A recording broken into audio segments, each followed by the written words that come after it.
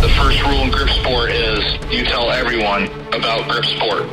You know, crushing, pinch grip, thick bar, wrists. If the best guy in the world can't lift 100 pounds on it, I don't give a shit about it. All right, everybody. Welcome to another episode of The Grip Show. And to kick this off with me, I have Nathan Holle. And talking about the inch dumbbell, right? So the biggest thing I think that a lot of people mess up is they see inch dumbbell and they start thinking in measurement, and they start thinking that the handle is an inch. And clearly that's not the case. So it's named after an old-time performing strongman, Thomas Inch. Correct? Yeah. And yeah. And I want to say he was born in like the 1880s. Yes, exactly. 1881. Okay, yes, and then lived up into like the 1960s. That's right, yeah. So, okay. So, yeah, just trying to make sure some of my dates were correct. But, and one of the things he would do is he'd have this thick-handled globe dumbbell that he would essentially take wherever, and no one could lift it or no one could clean it and blah, blah, blah. But he could. So, you know, that was kind of part of his act, you know.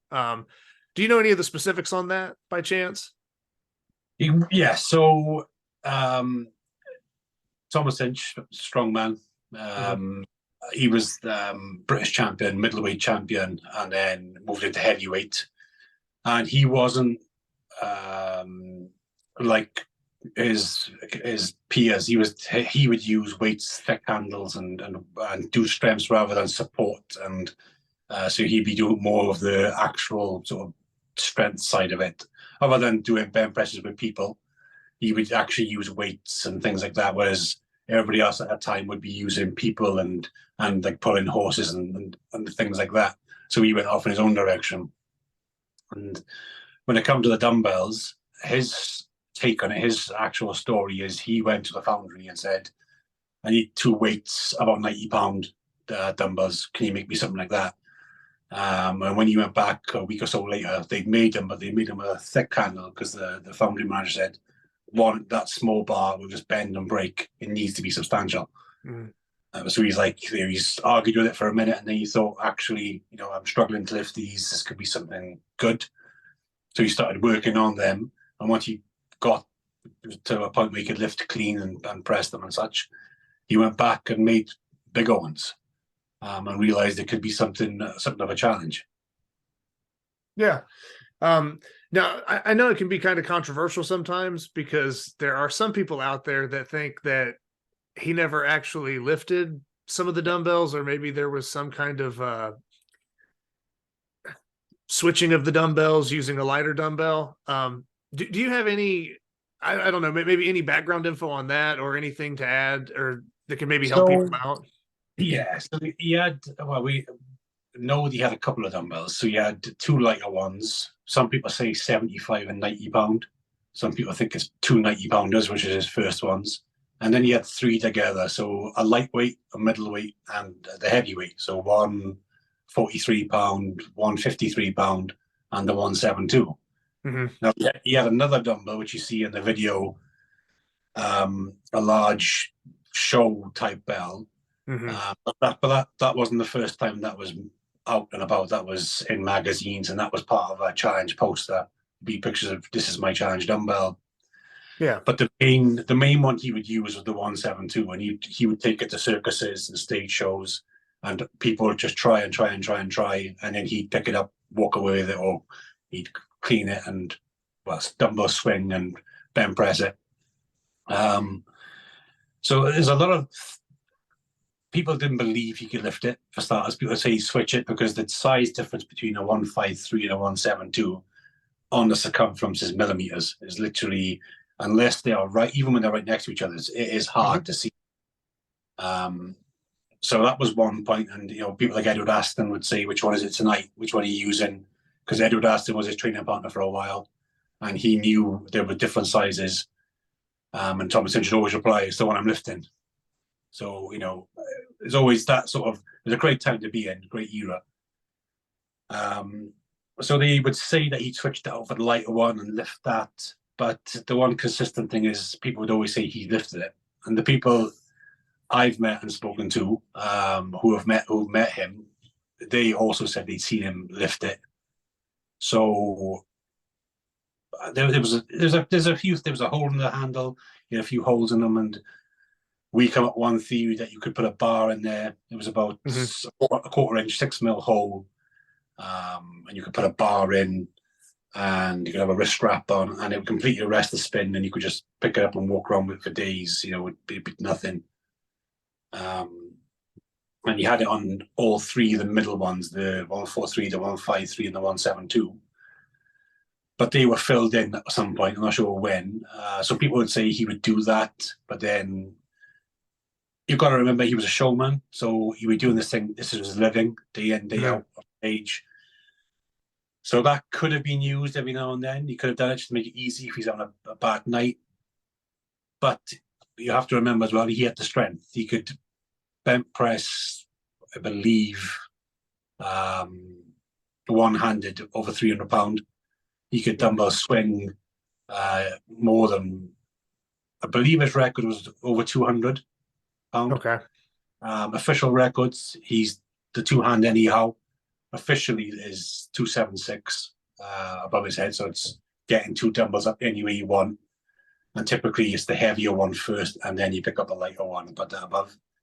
Yeah. So there's all sorts of stories. People think he's fake because of the video. Me and my brothers found this video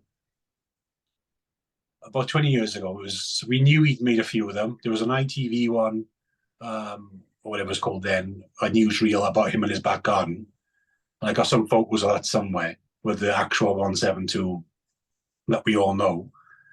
And then he made this video where he lifts the big globe one, which, you can see that the people are not trying to lift it in the video, or it looks a bit suspicious, but it is classic of that time. That's the way it was. That's the way people do things. And that video was shot in twice. He did it once and hurt himself, and the second time then he did it again. So if you watch the video, there's a clear cut in the video where I think the second half was heavier than the first part of the video. But it was shot twice. Okay. He did it twice. So whether or not that was that dumbbell, whatever that weighed, who knows? So that threw a lot of doubt in him. But he had loads of official records. He was very strong. He was famous for his hand grip as well. He had a gripper. He had 2 grip machines, which are lost. And they were like we know now, big springs and handles. Mm-hmm. And he and Reg Park, maybe Len Harvey were the only ones who could close the first one. And the second one he made, he was the only one who could do it. So the grip strength was there. So I think people I've talked to, people who knew him, they said they seen him lift it. I believe he lifted it, but I can see where the doubt comes from. Yeah. The video didn't help. It didn't help him, but that should not take away from his legacy, Yeah, I was gonna say it's really it's just really interesting, some of those points you brought up too, just about how much the man could bench press, yes, with the dumbbell swing, other stuff like that. I mean, maybe there's not as much video proof of things back then, obviously, but we still have these other things for context, which were documented and stuff like that. So I think it is important to kind of at least note, like you said, the overall history, the accolades, and some of just the levels of strength that we can kind of translate to something and yes, and kind of form a better opinion, because I didn't know some of that information myself. I haven't really looked into it outside of the challenge bell, the 172. I haven't really looked into his background extensively. So thanks for sharing some of that information. Now, with that, I would say being over there, was Thomas Inch kind of just pretty well known? Is that something you heard about growing up? Was that something that was mentioned? So not really. So it was old Health and Strength and Health magazines, sort of Reg Park journals. We had a lot of them because my dad had a lot of them. So, we had like George Jordan books, and all through these books would be a reference to the dumbbell and Thomas Inch, and like in Anvil's Horseshoes and Cannons, in them books he's in there as well. So then you start to find out about it, and when we got into sort of the mainstream of grip, as it were, when grippers were involved and got into that aspect, we really found out about him, and just how big it was, and the mystery behind it was amazing, especially then, because nobody'd seen it. They started making them around late 90s in America, for Iron Man and Soronex were getting them. Mm-hmm. But even then, you knew those replicas weren't replicas. They were sort of a bit off, not quite what it was. But the original was still in the UK, still over here. So yeah, you sort of, it wasn't really, he wasn't, I only, because I was into strength anyway, because my father was, so you read about it. So I was picking up on him. And then when we got into it, then we sort of really honed in. And, there's just so much to read about him and others, but, he was ahead of his time. He really was pushing boundaries, and you think about the drag out, you think about the 172 pound being the perfect, it's sort of like a really perfect number. It's just sort of, it stumps so many people. It could have been an extra 30 pound, nobody lifted it, and he might not have lifted it himself, sort of thing. The actual number, if not on purpose, was lucky to absolutely hit that sweet spot where you see what people can do now. They can pick it up, walk around, clean. So for him to find that level where, like, if you went down to the 153, all of a sudden hundreds are lifting that one, you caught that a little bit more. Just that sweet spot was perfect, Yeah, it is. Hoping that was by design. Hoping it wasn't just a mistake. Something. Yeah, it makes you wonder, because that is a very good statement where you're saying, just a little bit one way or the other, and that thing sort of starts to lose its significance a little bit, or it's not going to be, as well known. Now, with like I said, you've been in the strength game for a while, like you mentioned, and you guys found out about these dumbbells fairly early on.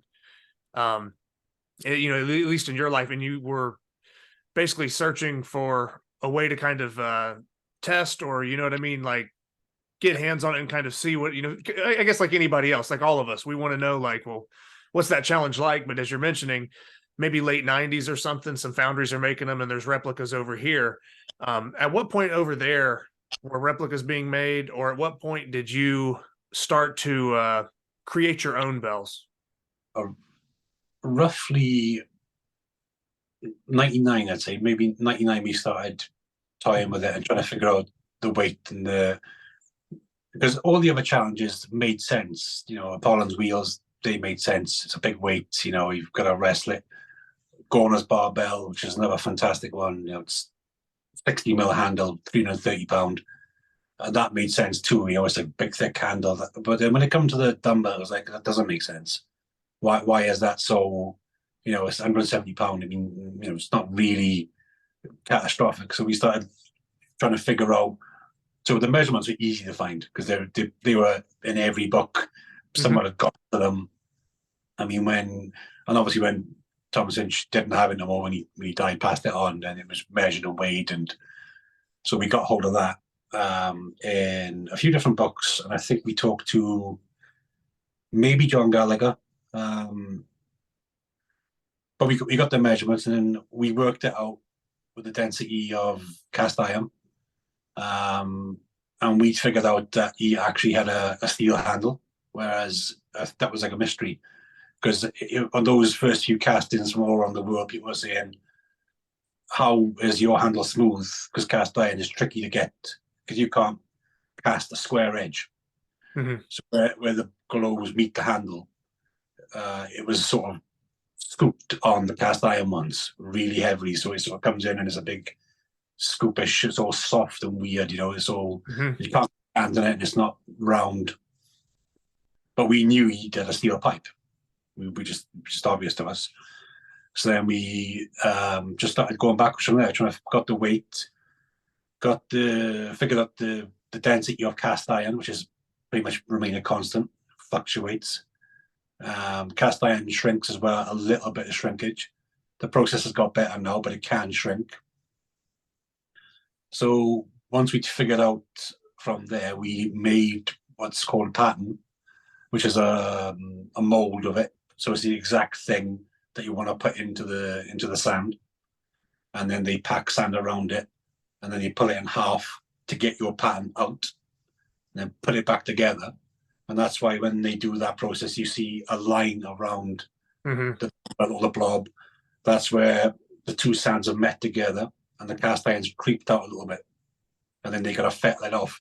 So blobs will have it, they'll fettle marks where you can feel a bit of grip. That's just where they grind off the cast line. Yeah, so once we figured out about the size, we made 2 or 3 to start with, and we got them pretty much spot on first time, which was lucky. And the first thing we did was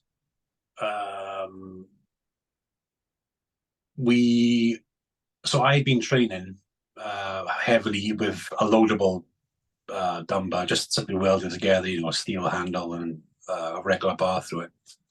And I was lifting 170 easy on this loadable thing. I was like, oh, this is going to be no bother. So I went to like 200 pounds on it. I was like, yeah, I got this. So when they said it was ready, drove down to the foundry straight away, walked in there, and was like, it was there, and it looked amazing. It was just stuck. It just, the whole place, there's always castings everywhere. And there it was, just like shining in the light, lovely. And it's got that raw cast look on it as well. That sort of colour is beautiful colour. So I walked on, they were like, he's not going to lift it, because they had these massive people working there, and I was like, stand back and I'll do this now. So I went and I just stuck to the floor. They all just giggling and laughing, and could you hear them snickering? I was like, oh God, that can't be good. I never felt a fire like it. So dragged it to the car, threw it in the front wheel of the car, got it home, and we took one up to Chris James in near us. Dropped one off to him because we knew he'd clean it. So then we started training it, trying to figure out how to train it, and then we just understood what it was. Understood that it would just rotate. It was just connected together, and the inertia was too much. And the more you snapped it, that fast it would spin. But then we started trying to figure out a way to train it. So we had loads of ideas, loads of sort of prototypes we were making and things we were trying to think about how to make our thumb stronger in that motion.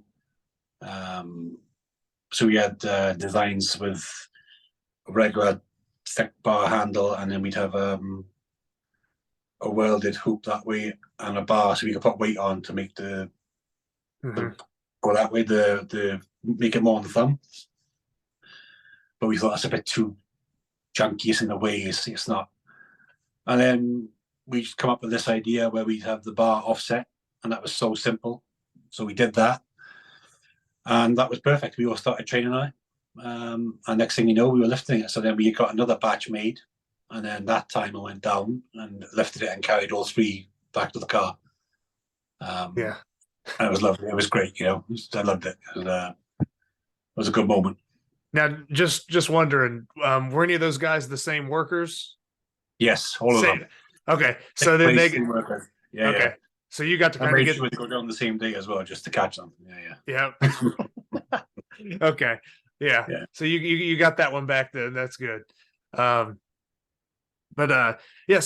you have probably your brothers, whoever. I know you mentioned Chris James there, and you're producing these bells. I mean, those are probably some of the first people that you're knowing that are lifting them. Obviously, those are people that maybe are, I guess, closer in the circle that you'd be training with or lifting with. What are some of the best feats that you think you've pulled off with the Inch dumbbell or similar bells, or some of those other guys maybe? Just what are some of the better Inch dumbbell feats that come to mind? So back then, so about 1999, beginning 2000, we got one to Chris James. He cleaned it, which was, mind-blowing. For myself, it took me a while, but I got it in a dumbbell swing and overhead, which I still think is the best thing you can do. Apart like the cleans that Lane snook, that power clean is probably the best thing you can do with it, I think. Although Lane, I believe Lane has snatched it as well. So Okay. that's the most phenomenal thing you could think of with an inch dumbbell. Everything else just doesn't compare to it, sort of thing. But there's just so many feats that can be done with it. I mean, people put obviously stack cups in there to make sure you're lifting it sort of level. And to me, I'd rather see it go heavier. I'd rather see lifting like the 104 and then go heavier again. I think that's more. I think that dwarfs a feat, even though feats are fantastic. I like the look of the feet, and to me, lifting a 104 is probably better than cleaning a 172, 78 kilo.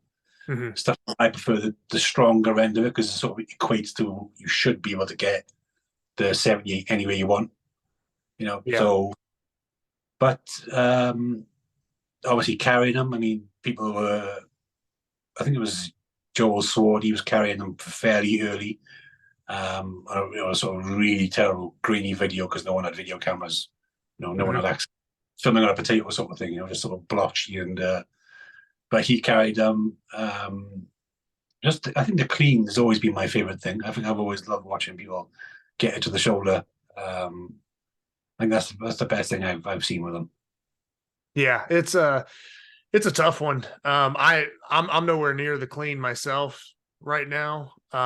It is something in the back of my mind maybe for the future, and I know you spoke to Ben.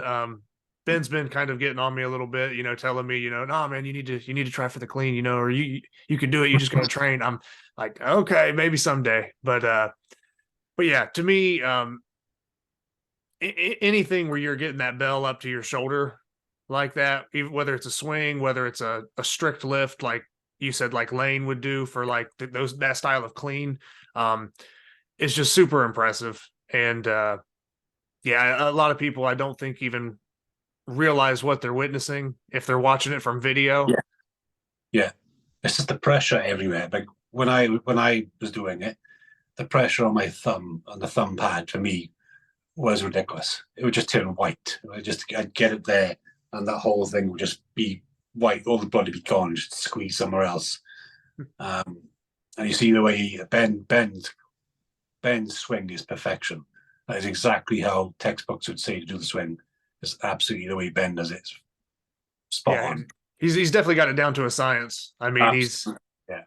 he actually said, Go on. I was gonna say one of the things he said he's going to work on is transferring it, hand-to-hand catch, and then try to clean it from the transfer. Yes. So that would be an interesting one if he pulls that one off. Absolutely. Well, the inertia will be there, so it should be, if he can catch it right, it should be fine. But good feet, yeah.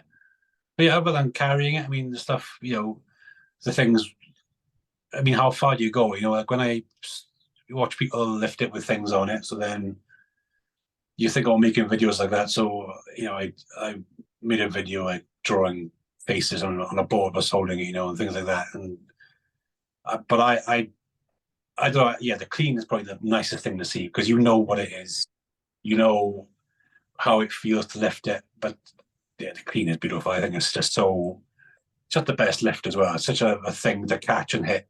When it studs you as well, it sort of catches you. You just feel all that weight. It's great. I think it's just a nice thing. It's just a nice thing to be able to do.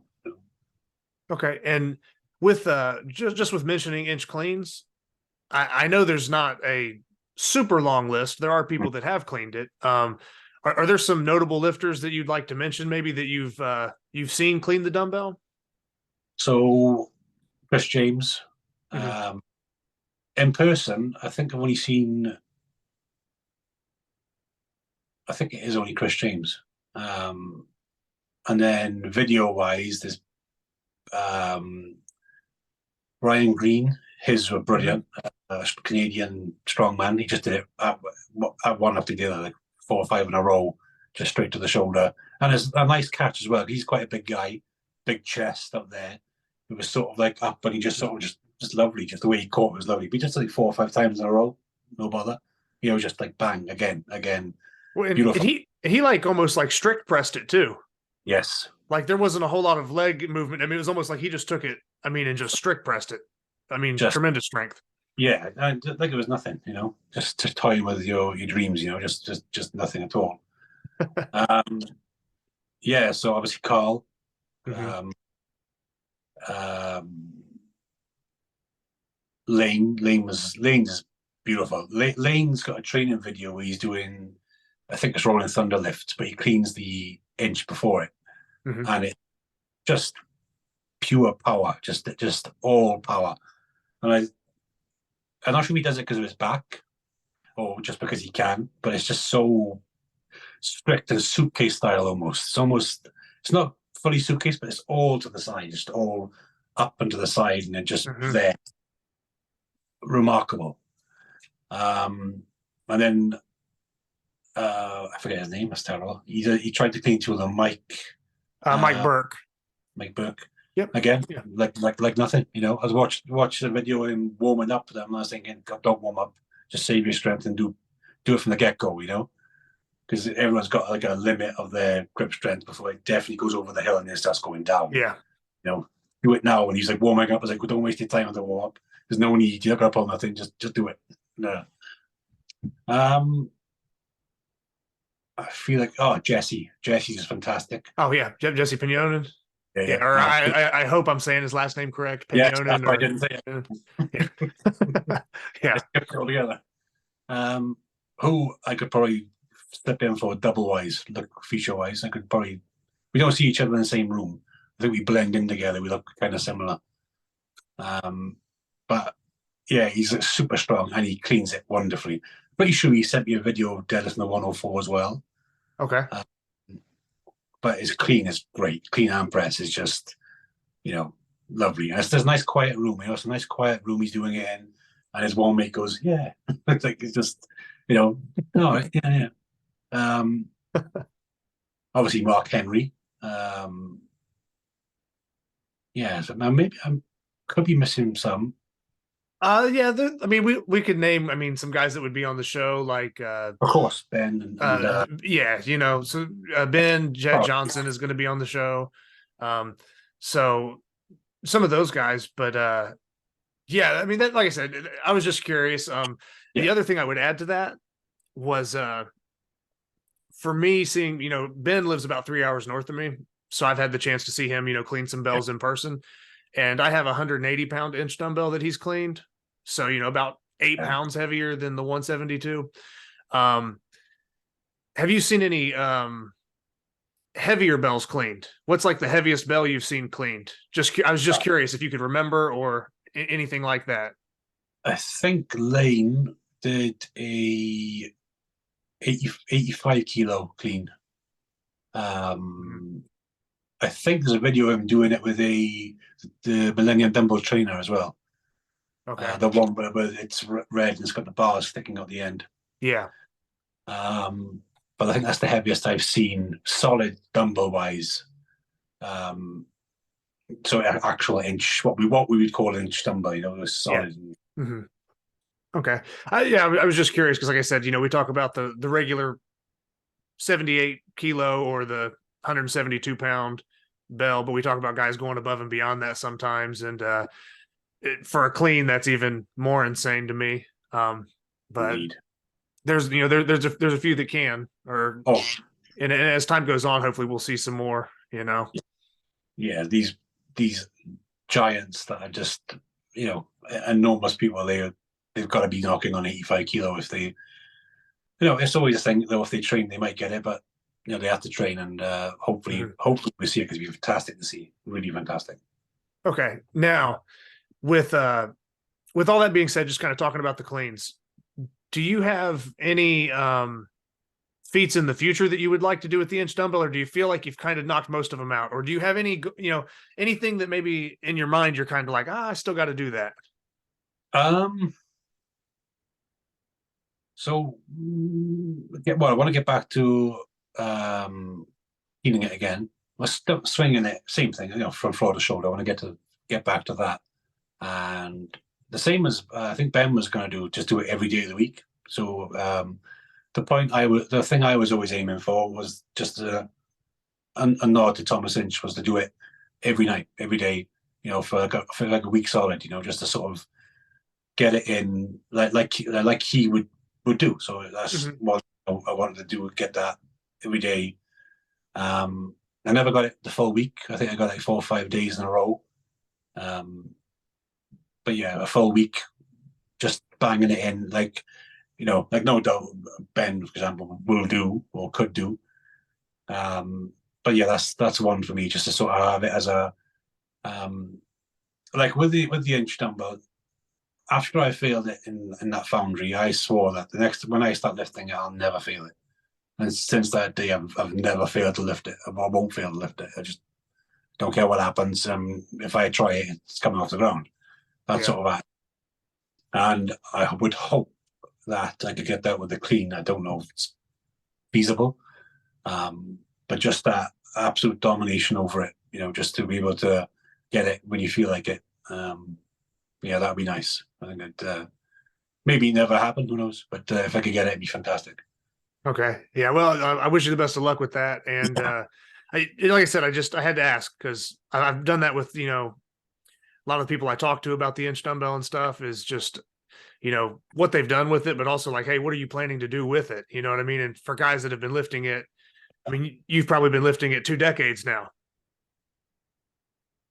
or pretty much. So it's like, what else is there left, or what else, is still driving you to lift it, the embarrassment, as one thing I would ask, what's the craziest thing you've heard that somebody wants to do with it?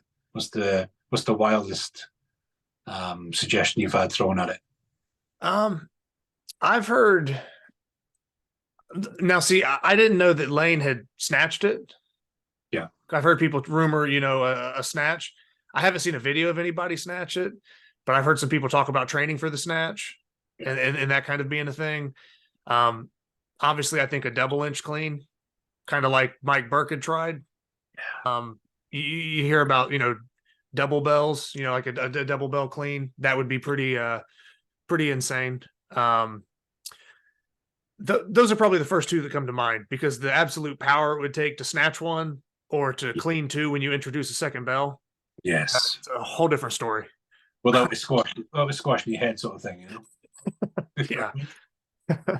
So that would be some of the more, I guess, higher end stuff that you might hear about. For a lot of guys, if they haven't cleaned it, they want to clean it. If it's someone like Ben who's cleaned it, he's talking about snatching it. It's just that constant progression going up. Yeah, that's fantastic. Yeah. So, it would be interesting. But yeah, I would. Carl didn't mention it. He did talk to me about wanting to farmer's walk, but as soon as he mentioned that he would be getting a 2nd inch dumbbell and have 2 of them, I was like, the first thing that started popping into my head was a double clean. Yeah. But he didn't really elaborate if that was in his plans or not. But he would definitely get it as well. There's no doubt he'd get that. Yeah. Be fantastic. Yeah. The thing that was fighting him the most is how big he is, how tall he is, how far they got to travel, sort of thing. But I think it'd be no issue for him.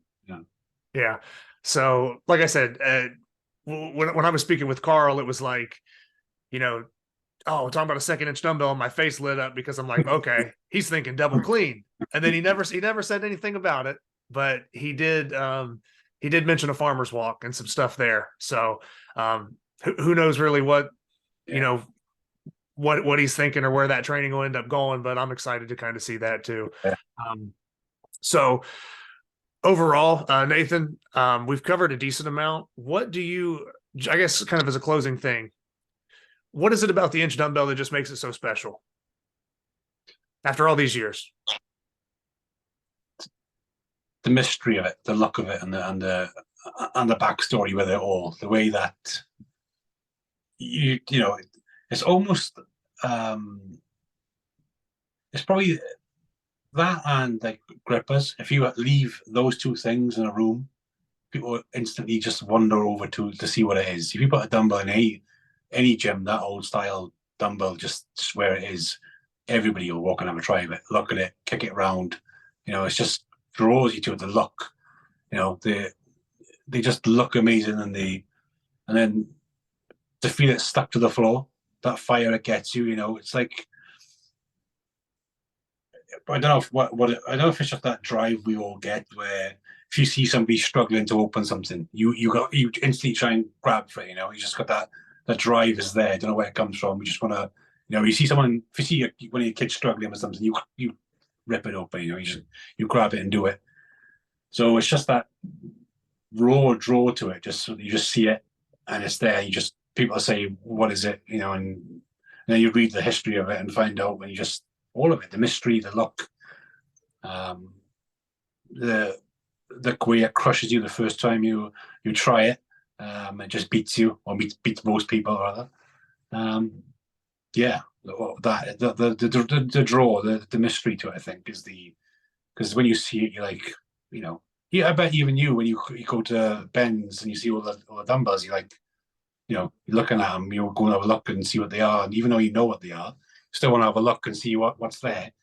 Oh yeah, it just draws you in, and then when you try and have a go and lift it, and you're like, it's not easy and it beats you, or you know, you sort of move it and then you're excited, you just want to keep doing it, and yeah, the draw, the look and the feel, and pretty much all of it surrounded the history of it as well. It's a fantastic history, it really is. I mean, you know, the way it's just come through and how many people it's beaten, and you know, just amazing. Just probably one of the best challenge objects there is, you know, if not the best, and the most well known. You know, it's pretty good. I like it. Special to me. It's always, you know, he was a pioneer, Inch, a real pioneer. Not just with, you know, he was practically the inventor of plate loaded barbells. You know, he was super strong. You know, deadlifting 500 pound when he was 60 plus. All the strength records he had. You know, the way that he would go watch Eugene Sandow on stage, and Sandow would throw ripped deck cards into the stage, and Inch would catch them and rip them and throw them back. He'd corner them and back on stage, things like that. And then to come up with this perfect, you know, solid dumbbell, which just looks better than the other dumbbells, you know, like John Grummarks, he had similar challenge dumbbells where his handles would spin.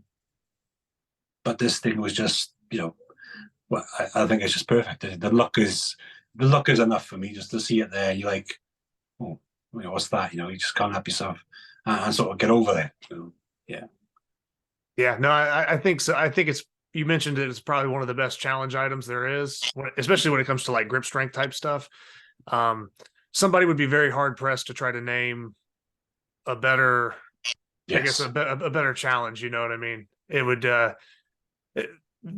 There's some interesting challenge items out there, but ones that are more notable, or one that have more, you know, one that would have more presence Yes. than an inch dumbbell, I don't know that there is one. So I think it kind of if there's a mountain, it's kind of standing at the top. Yeah. You know. Yeah. So hey, Nathan, I thank you for you know, taking the time and just sharing some extra history, sharing some of your perspective, and just, you know, talking us through your process of kind of how you started to make the inch bells as well. You know, to lift them was the first reason. You know, it's not like, you know, you were just making them as like it's a fun side project. It's like, we're trying to lift this thing, you know, we want to see what this thing's about. So just everything from the history to your history kind of making them and producing the bells. And I mean, I have several of your bells sitting in my garage right now, you know, all the way overseas, and I'm, you know, lifting with them, and they're great quality bells. And it's, I don't know, like I said, I mean, it's just been awesome since I've got into the, you know, inch dumbbell training and stuff like that. It's awesome to know that there's other people across the world that kind of have the same obsession and kind of have that same feeling that we're talking about when we're lifting and training with them. So thanks, like I said, thanks for making the bells and stuff like that, but thanks for taking the time on the show to just give us all the details and give us the rundown on all that. Yeah, well, thanks for asking me. It's yeah, great. And well, hopefully somebody's learned something a little bit. Yeah, I would say by the time this is over with, if people have tuned in, I'm sure they're going to definitely it'll be worth their time. And if they're anything like us and have an interest in strength and these style of dumbbells, then I think this is going to be a pretty special episode for people. So I think I'd say mission accomplished. Good. So, all right, I got Adam Glass with me here, and we are talking about the Thomas Inch Dumbbell. So, Adam, for me, can you kind of remember, let's just say, being in the U.S., when is the first time or what time frame did you even hear about the Inch Dumbbell or even know about Thomas Inch or any of that stuff? Like, when's the first time that pops onto your radar? So, heard about the Inch Bell would be when I was still in high school. I had purchased Dinosaur Training and John Brookfield's Mastery of Hand Strength from Iron Mine. So I had both those books. And in John's book, he talks specifically about the Inch Dumbbell, the challenge of the bell. And quite frankly, I didn't get it at the time. So, being a teenager and getting into weightlifting, it's exactly the way John described it. When you hear someone say 173 pounds, that doesn't really hit you. And then even when you talk about the diameter of the handle, if I go back to that period of time, so this is late 90s, there was no commercial equipment that anybody was using like for grip strength. I'm sure that rock climbers in their community probably had systems, and in the wrestling program, they would have us do things like climb rope and things like that. But for guys in the gym, so I grew up in the Detroit Metroplex, one of the gyms that I probably spent the most time lifting at. So before I was 17 was the Gold's Gym in Garden City, Michigan. And it was a very classic Gold's, like on the walls, pictures of the owner of the gym with every pro wrestler you've ever seen, all these various, muscle actors of the 70s and 80s. It was that kind of spot. Mm-hmm. So even in a place like that, where you had all the old style equipment plus a lot of custom shit, they didn't have anything like that. I don't even know if they had an axle. If they did have an axle, it's probably that I didn't know what I was looking at and never even thought about it, being a little meathead, right? So I knew that was the thing. 2 or 3 years later, I got my first Rolling Thunder, and that did start to make sense. And the original Rolling Thunders would bind quite a bit more. So anyone who has an old one will tell you that they could easily lift over 175 on it. But, it was probably adequate for training with nothing else. The first time I saw an Inch Dumbbell was the first contest I came down to Texas for. So that would have been in January 2011. Paul Knight and Eric Millfield had been holding a contest every year. So I think it was the third iteration of the contest. Mm-hmm. That was at the Metroflex in Fort Worth, which is an incredibly massive gym. And in that gym, they have a homemade inch that's about the right weight and dimensions. It doesn't have the same amount of spin, but at that contest, there were 2 bells. And actually, you can find my medley run from that contest that I did it, and I was not able to do a double lift at all. I remember I could lift the Metroflex inch, no problem. And as soon as I grabbed those 2 bells, I bet they came off the floor maybe 1.5 inches, and it was early in the medley. And I knew I was going to get that the day. Dropped it, kept moving. I did not lift the inch until later on that same year at Grip Nationals that year, which was held at Chris Rice's place, I think. I'm pretty sure 2011 Nationals with Chris Rice's. I don't know whose bell that was. It might have been Andrew's. And I was able to do a successful right hand and left hand lift on it.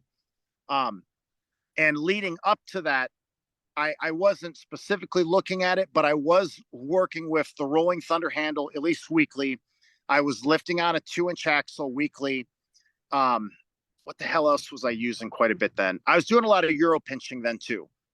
And I do think those 3 things being done in a way that you're adding weight week after week, if you can find your way in front of an inch at some point, you'll probably lift it. Okay. So now you said around 2011, 2012 is when you probably started lifting it regularly. So I got my first bell. Okay. So it was right after nationals. A guy named Matt Browse, who still lives in Minnesota, he 183-pound homemade inch, but it was spherical. So it functioned like a normal inch dumbbell. The handle was a little bit longer though. So what that did is it made a sharper tilt. So I was able to lift that one. That was a great training bell for me. Even though it was heavier, it felt easier to lift if you'd allow the nose to go down a little bit. And then October of 2011, I purchased 2-inch dumbbells from Jason Adamski, who was in St. Cloud, Minnesota. Jason worked, I think he worked at a foundry, but he was selling inch dumbbells for a number of years, and his bells very, very well made.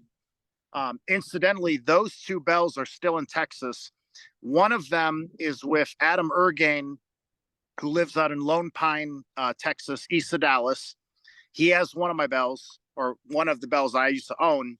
And then the other guy is Adam Dobby, who is a jiu-jitsu instructor down in Austin. So those 2 bells are floating around, and being able to compare them side by side to, for example, the Selene bells or the Sorinex bells, they're all very, very comparable.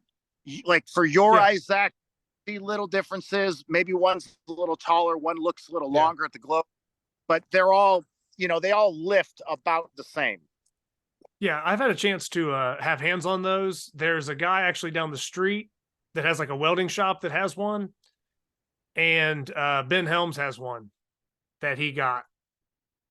The different bells, like you're saying, through the Selene.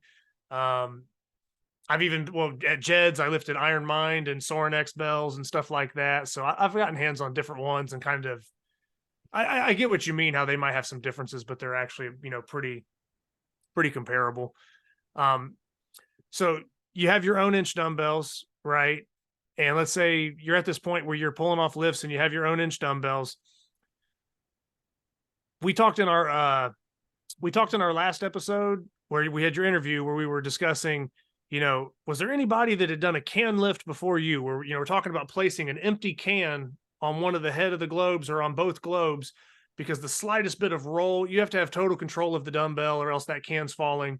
Were you the first to do that? And you basically said, there's not video of anyone doing it before me. Now, my question is for you, if you're the first to do that, what was going through your head and what kind of possessed you, or what in your training mind made you say, hey, I need to try to throw an empty can on here? Is it just you trying to up the challenge of it, or how did that come about? So it was like 3 elements coming together. So at the time, so this takes us into the summer of 2012. So during that time, I would start almost every training session with double inch carries in my gym. My gym was about 70 feet long. It was a great way for me to get going in my session. I always enjoyed doing it. It always seemed like you get a little bit more space, or maybe you get another carry, something like that. So I'm carrying them, and I have it in my head at the time that I'm really interested in competing in this at one of the big expos, because Mighty Mitts was a thing back then. And this is prior to the world record getting moved to like 130 feet or whatever it is now. During this time, if I'm remembering right, the record was around 80 feet. So I'm already starting to knock on it, and I've only had these things a couple of months, so I'm feeling really good. So we had a all-around weightlifting meet that came up, where we had some guys come up from Kansas. And during that time, I did some lifts, and I knew I could do it at that point pretty consistently. So I did it at that time. The guy even had an article that he wrote about it. He was so astonished that I could do that. And I think the kicker that got it to where it became a fun thing for me was the pairings for Mighty Mitts 2013 was starting to get formed up. And at the time, there was many of the names being thrown out that you would expect. Clearly, we need Derniat at this thing. We need Mark Felix at this thing. There's all, Gillingham, Wade Gillingham. Obviously, he's going to go, right? So they're getting down to the end of the list, and I know at least 2 or 3 people had said to Richard, "You should get that Adam guy to come on and try it." And one of the evenings, Richard had posted on the grip board on one of the videos I did, and I don't even know what I was doing. I don't know if I was doing a bunch of one-hand lifts or I was just doing some kind of fuckery with it. And Richard just asked, Adam, can you lift the bell perfectly level? And I thought, well, that's sure, I can lift it for you. And and then I thought, what would prove that though? How can I make sure that we all understand that there's no special effects studio being run in Minnesota? And I had grabbed a monster can and set it there. And it was so funny to watch when you were first figuring this out, how many times you just slapped that fucking can off the top when you'd realize, like, once it's on, if you touch the bell the wrong way, it fucking falls. Yeah. It's really easy to have the can come off the bell. So I did that lift, and Richard, being a man of his word, he had his son call me within like 24 hours and said, well, hey, would you come to Columbus? Would you be interested in doing this thing? So for me, that got me able to go to Mighty Mitts. And then I just continued playing with it just because it became a game for me. Like, okay, well, shit, is it possible to lift it with multiple cans? Is it possible to double lift it of cans? Is it possible to lift it of cans and walk with it? And I think that during that time, it really did help with my grip and wrist strength, because as you know, there's the amount of squeeze you need to successfully lift that bell, and it's squeezed at a certain point. But when you add the cans, you have to go back to really engaging the hand the entire time. Mm-hmm. So for me, it wasn't just kind of a neat little party trick to do with it. It was a productive element of training. And other things that I was doing during that time is I'd put like a washcloth on the handle. David Horn had gotten into doing blob lifts, and he's putting WD-40 on his hands and lifting blobs. And I did some dumb shit. So just a way of there's this amount of difficulty with this thing. And some people, they might pick it up one time and say, okay, I've done the inch thing. And then there's those of us that say, well, no, I can see farther down the road, and I feel like there's more I can get out of this. And I think that, all the results I ever got from inch dumbbell lifting, a lot of it came from the belief that if I keep finding new ways to play with it, I'm going to get something else out of it. Yeah. And that brought me to doing a lot of, as far as I've seen it, it's the same thing. I'm not saying I'm the only one or the first one. I'm saying you can't find a video that was uploaded the year I did the thing before when I uploaded it. So the hand toss of the dumbbell. Now, I've heard people claim that they could roll it from one hand to another, basically being crouched down and kind of a little hand switch. The way that I did it, and the way that I made it my own, was I was ripping it, letting it go, catching it, stopping the spin, stopping the bell, and then later back and forth hand to hand. Andrew Derniette did that within 2 weeks of seeing me do it. Like, Andrew easily was strong enough that if Andrew said he was the first one who did it, I'd believe him, because all it took him seeing the video and he replicated it. We didn't see anyone else do it for some time. The first person that I ever saw go back and forth, like more than one full exchange, was Tanner Merkel. And it was funny because, like with all of Tanner's great feats, he was hammered drunk. He just pulled off all the lifts to take first place for King Kong. And he went maybe 6 or 7 times back and forth, which was quite amazing to see. And on that, I think my very best I've ever done is I've done 21 times back and forth of Tanner's bell. Okay, and I was going to say, I remember you doing like upwards of 20 for the hand-to-hand transfers. I remember it being over 20. So I guess we could kind of lead in with some of that. Now, are there, I'll stick with your lifts since we're talking about some of these lifts, the transfers, the things like that, the carries. Do you have a couple lifts in your mind that are special to you that you pulled off with the inch dumbbell, aside from maybe some of the firsts? I have a few. The transfer was so fun for me because it was such a dynamic way to both do grip, but then again, if you just go out and just try to rapidly high pull the bell many times, whether or not you catch it, it is a lungs, heart, abs, back, ass, calves. your whole body's getting, your neck, your shoulder will be sore the next day. Yeah. And I think that just adding such a dynamic element to it, and maybe particularly it was fun for me just because I'd spent all that time with these slower lifts demonstrating control, that it was fun to go with the faster lifts and demonstrate some dominance with it. When I started doing a lot of combination lifts, that was always fun. So like picking up a heavy V-bar and anvil while holding an inch. Mm-hmm. The first time I successfully did a plate curl holding that bell, I was worried that I had ripped the cartilage off of my rib cage. It was so much core engagement, Mm-hmm. and that went on to become a real fun thing of mine. Out of all of my 45s that I can currently curl, including my 50-pound standard, there's only one plate I have not successfully curled while holding the inch. So that really boosted my strength chasing, kind of an oddball thing to do, but it made sense to me. I felt like I was getting stronger with it. I was having fun. It was progressive because I could look back and say, okay, no matter how much I'm doing at this level, well, hey, maybe that plate is longer or thicker or slightly heavier, whatever. There were added challenges with it.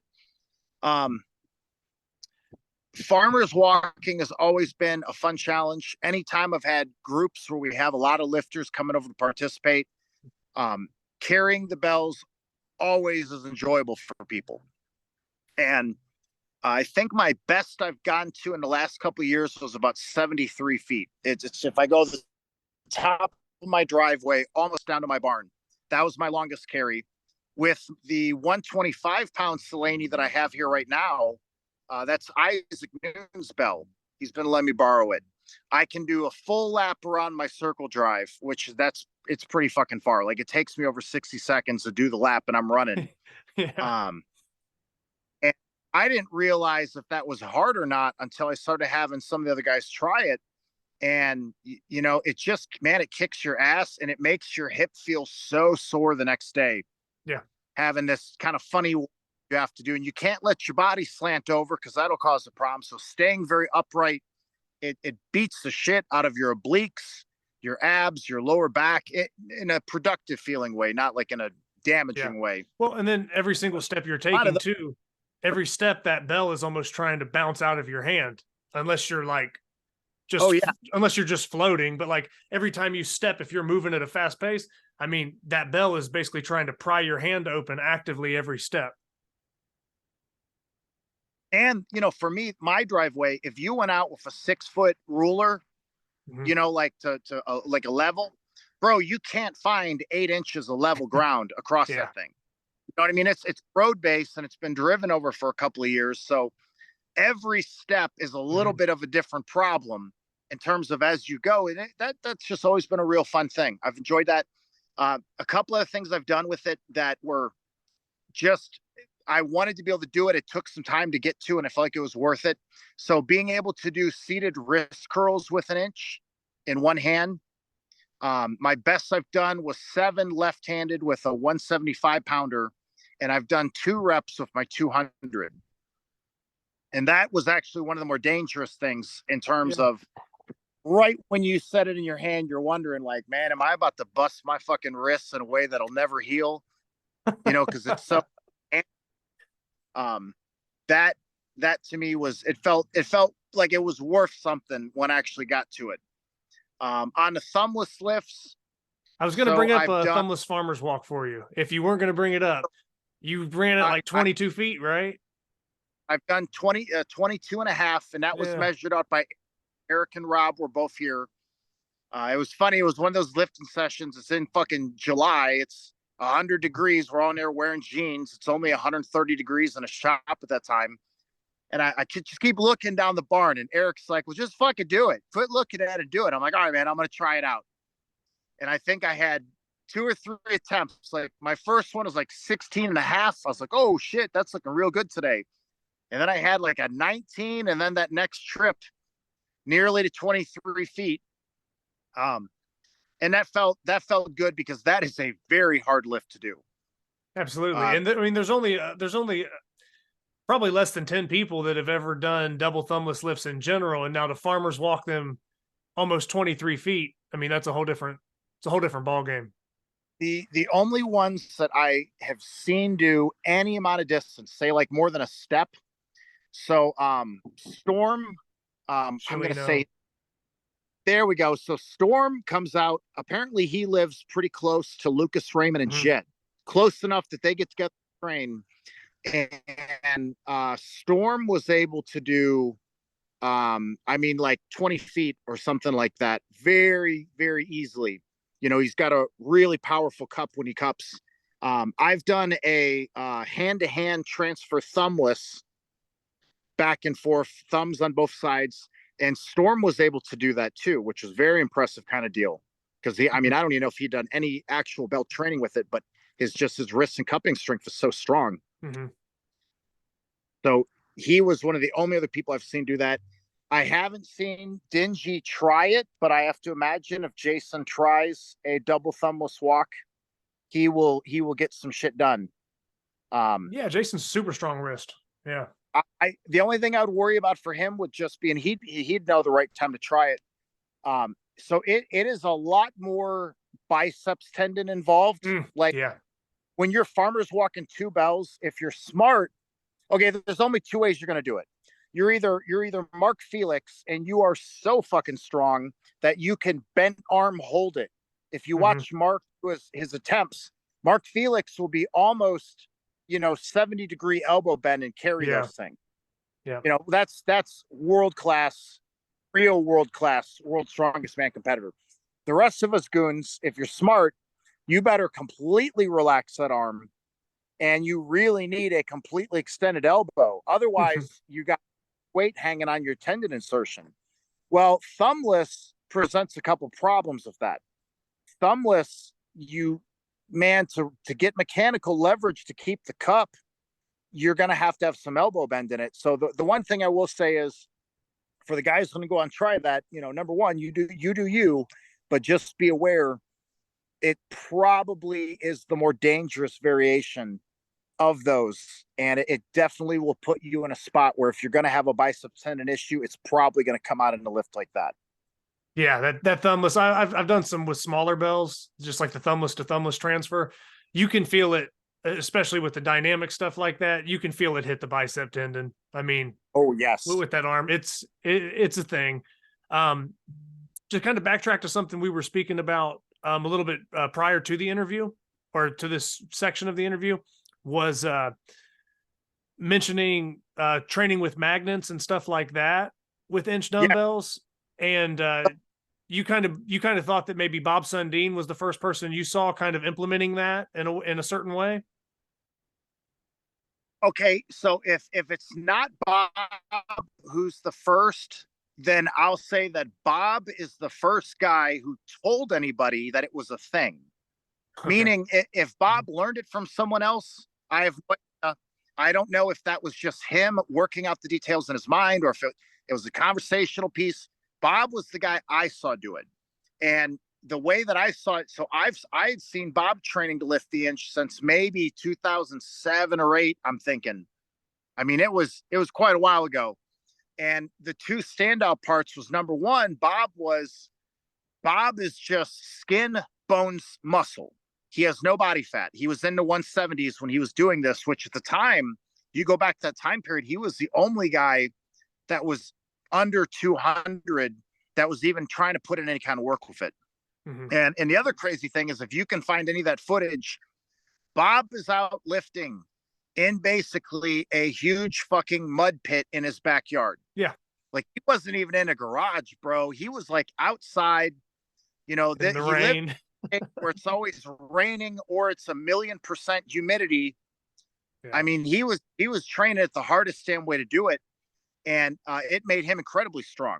So I would communicate with Bob quite a bit online back in that time period. And then he actually came up to Minnesota, lifted at one of the world's strongest hands legs with me. And he had talked about his training quite a bit. So I give credit to Bob for that technique. If there's somebody else, I'm not trying to exclude you. I just don't know that you were doing it too. But to me, it's probably out of there's 4 or 5 good ways that you can work your way into an inch lift, presuming you cannot lift the inch. Magnets might be what I consider the very slickest of all. Okay. Because some of the other things you could do, you could put your free hand on top of the bell and manually stop the rotation. And over time, work down to different fingers and shit. And that works. I do that myself. The problem is it's not very objective. It's hard to say how much assist you are giving yourself yesterday versus last week, or how much you give next week. The magnets are they're pretty objective, even to the point that, you could take a little paint marker, you could make a dot or something and play games of working the magnet above and below the dot, which would change the amount of rotation assist you get. And then, of course, once you can lift it, we have introduction of the magnet to the thumb side. And for those of you that never tried it, you may be able to lift an inch dumbbell pretty good. And we put a 1.25 pound magnet on the thumb side, and it may run away from you every time. So it goes quick. It makes a fixed weight very progressive again. So it's a very, very smart training method. And I've used that for, a decade since I learned it from Bob. I think it's anybody who's serious about progressing, not just with what they can accomplish with their inch, but all of their fat lifts, they really need to be playing around with how you're impacting the rotation, both for you and against you in both directions. Okay. Yeah. I think that'll be a good tip for people that are listening in. And it's interesting to bring up Bob's name, because I think he's a guy that, I don't want to say in today's thing, he obviously doesn't post a lot. He's not out there on Instagram throwing up videos and stuff. I want to say he's probably pushing close to 70 now, or he's probably in his 60s. I believe Bob was in his, I think he'd be 60 now. I'm thinking he was in his late 40s when I met him in 2011. So yeah, I think he's in his 60s. Maybe even older. He looked younger probably than he was too, because he was in such good condition. So he wasn't a guy that you'd guess his age first go. Yeah. So I just know that he was mentioned a little bit in James' episode, because those guys trained together, and mentioned him, as kind of a pioneer for maybe some of the lighter weight guys trying some of these body weight or bigger feats, or feats that seemed out of reach for the smaller guys. And Bob was kind of trying to take them head on. I would need James to confirm the numbers, because he would know. So I'm going to throw out a number, and I'm not being flippant with it. This is how I remember it. So whether it's true or not, the way I remember it was, I remember that Bob was approaching between like 218 and 222 on a Rolling Thunder. And that was it. These guys lifting sessions, which, they were informal, but then again, everybody's paying attention to what everyone else is doing. And nobody's allowed to just walk out of it and make claims. You know what I mean? You don't get to leave practice and say you did 30 if it was really 225. And if I'm remembering right, Bob was very much in that 220 range on a rolling handle. He was, for a man his size and bone structure, he was a very good fat bar lifter and a good pincher. If I can remember right, Bob could pinch 245s, no issue, either hand. Yeah, I think he went on, and I want to say he pinched 255s as well. Bob's 40 pinching was solid. And if you really want to be specific, everything's relative to what you've seen. So if you go back to that time period, he was one of the lightest weight guys during that era of the sport that would do it. I'm not was the lightest. I just can't think of anybody offhand that, weighed, say, under 180 that could do 245s. I'm sure there's somebody I'm forgetting. I don't remember who it would have been. Chris Rice was always consistently right around 200 pounds. Chris, very good 45 pincher. Besides that, though, the other light guys that could do it would have been like Eric, me, Paul, when Paul was under 100 kilos. Would you say, Andrew, when Andrew was under. Would you say Cody Burns? Yeah, well, Cody came a little bit. Yep, Cody's in that time period. Okay. I guess I always count Cody a little bit more towards the middle range. Cody's first, one of my last contests I hosted in Minnesota. And what I remember was, so before Cody came out, he had sent me a video of him doing like around the body pass with a pair of 45s. Mm-hmm. And I thought, well, shit, like if this is a sport you're thinking of getting into, you're going to do great. And Cody's first contest, and he did fantastic. That was a 10 event format. If I'm remembering right, I'm pretty sure Eric, Razone, and Cody were both at that same contest. Okay. I'd have to look. It would have been either the third or fourth decathlon that we did. That would have been like late 2012.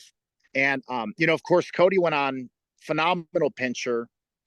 And I haven't seen what Cody's been up to in the last few years, but he's one of those guys that if he starts fooling around in his garage any day of the week, he'll be back up to full power in under 6 months. Yeah.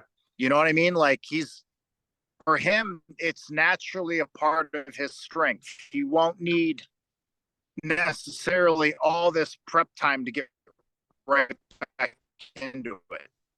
Yeah. And then just to kind of Or at least circle I back wouldn't in. suspect you would. Oh yeah, no.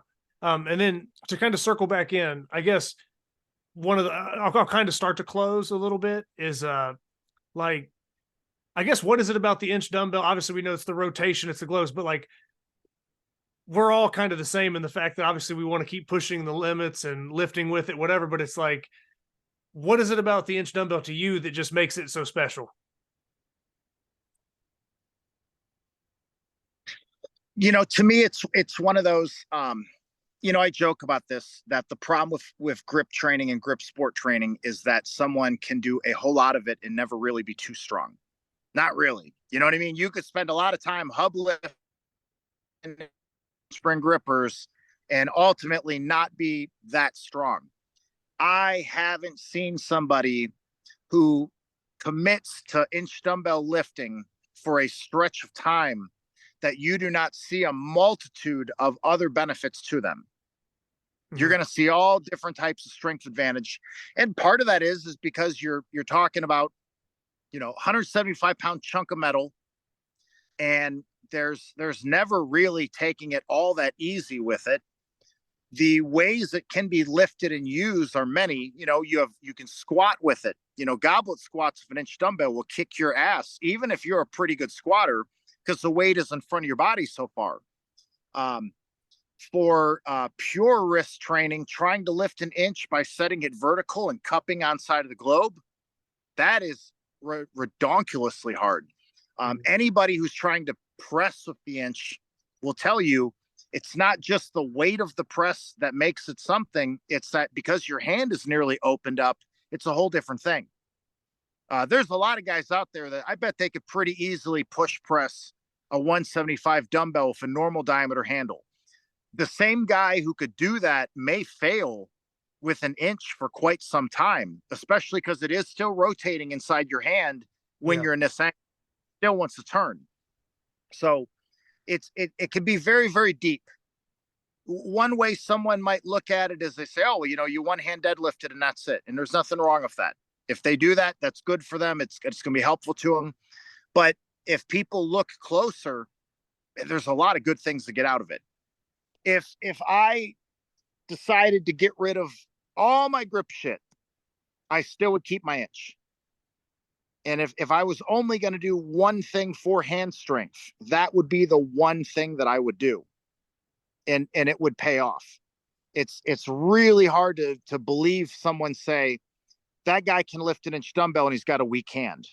It's just, you know what I mean? Like that, that makes sense. So to me, it's lifting the inch dumbbell in itself is not a world-class feat. It is a good level feat, but there are things that can be done with an inch that can be world-class. Yeah. And that if somebody wanted a world-class grip, it would be hard to believe that you could claim that and not be able to lift an inch. And along with that, one lifter that stands out. So the phenomenal Canadian Yves Gravel, 147 deadlifting the inch. And his hand is, I don't even know if he's got a 7-inch hand. That might be the pound for pound best single lift that anyone's done. Tanner was able to do the inch right at 171, lifting the 171. Tanner was able to do the 200, weighing under 200. He was able to do my 213, weighing under 213, and then pick up his 229 Millennium Bell under that body weight. It's not a coincidence when you look at the guys that are not only beating the weight classes, but they're beating high above that you see that same thing. So it's, to me, the inch dumbbells that are like the inch dumbbell, they are an important part, not only of the history of what's been done, but I feel that they're an important part of the future. That Okay. there are people that they want to make their own variation of grip leagues and all that, and I think that's great. Make up whatever variation you want to get people to play, but I will hope that heavier one-handed lifts never go out of style for competition, because they should never go out of style for training. Yeah, no, I would agree with that. So, like I said, with that being said, and we've seen that recently probably with a lot of guys, there's a lot of lighter weight guys that have kind of popped up, whether it be rock climbing backgrounds and other stuff like that. But when you see them pulling off big lifts and stuff like that, they can lift the inch. There's a few newer guys that can kind of lift the inch, and they've been outdoing everybody above the weight, 2-3 weight classes above them. And it is kind of one of those things where you almost can't pick up bells like that are your body weight or above and not have a strong grip or not be a force when it comes to competitions. Absolutely. So I think it's a really good point really good point you made there. And I think it's a really big statement too, saying that if you got rid of all your stuff, the inch dumbbell would be, like the one thing that you would keep.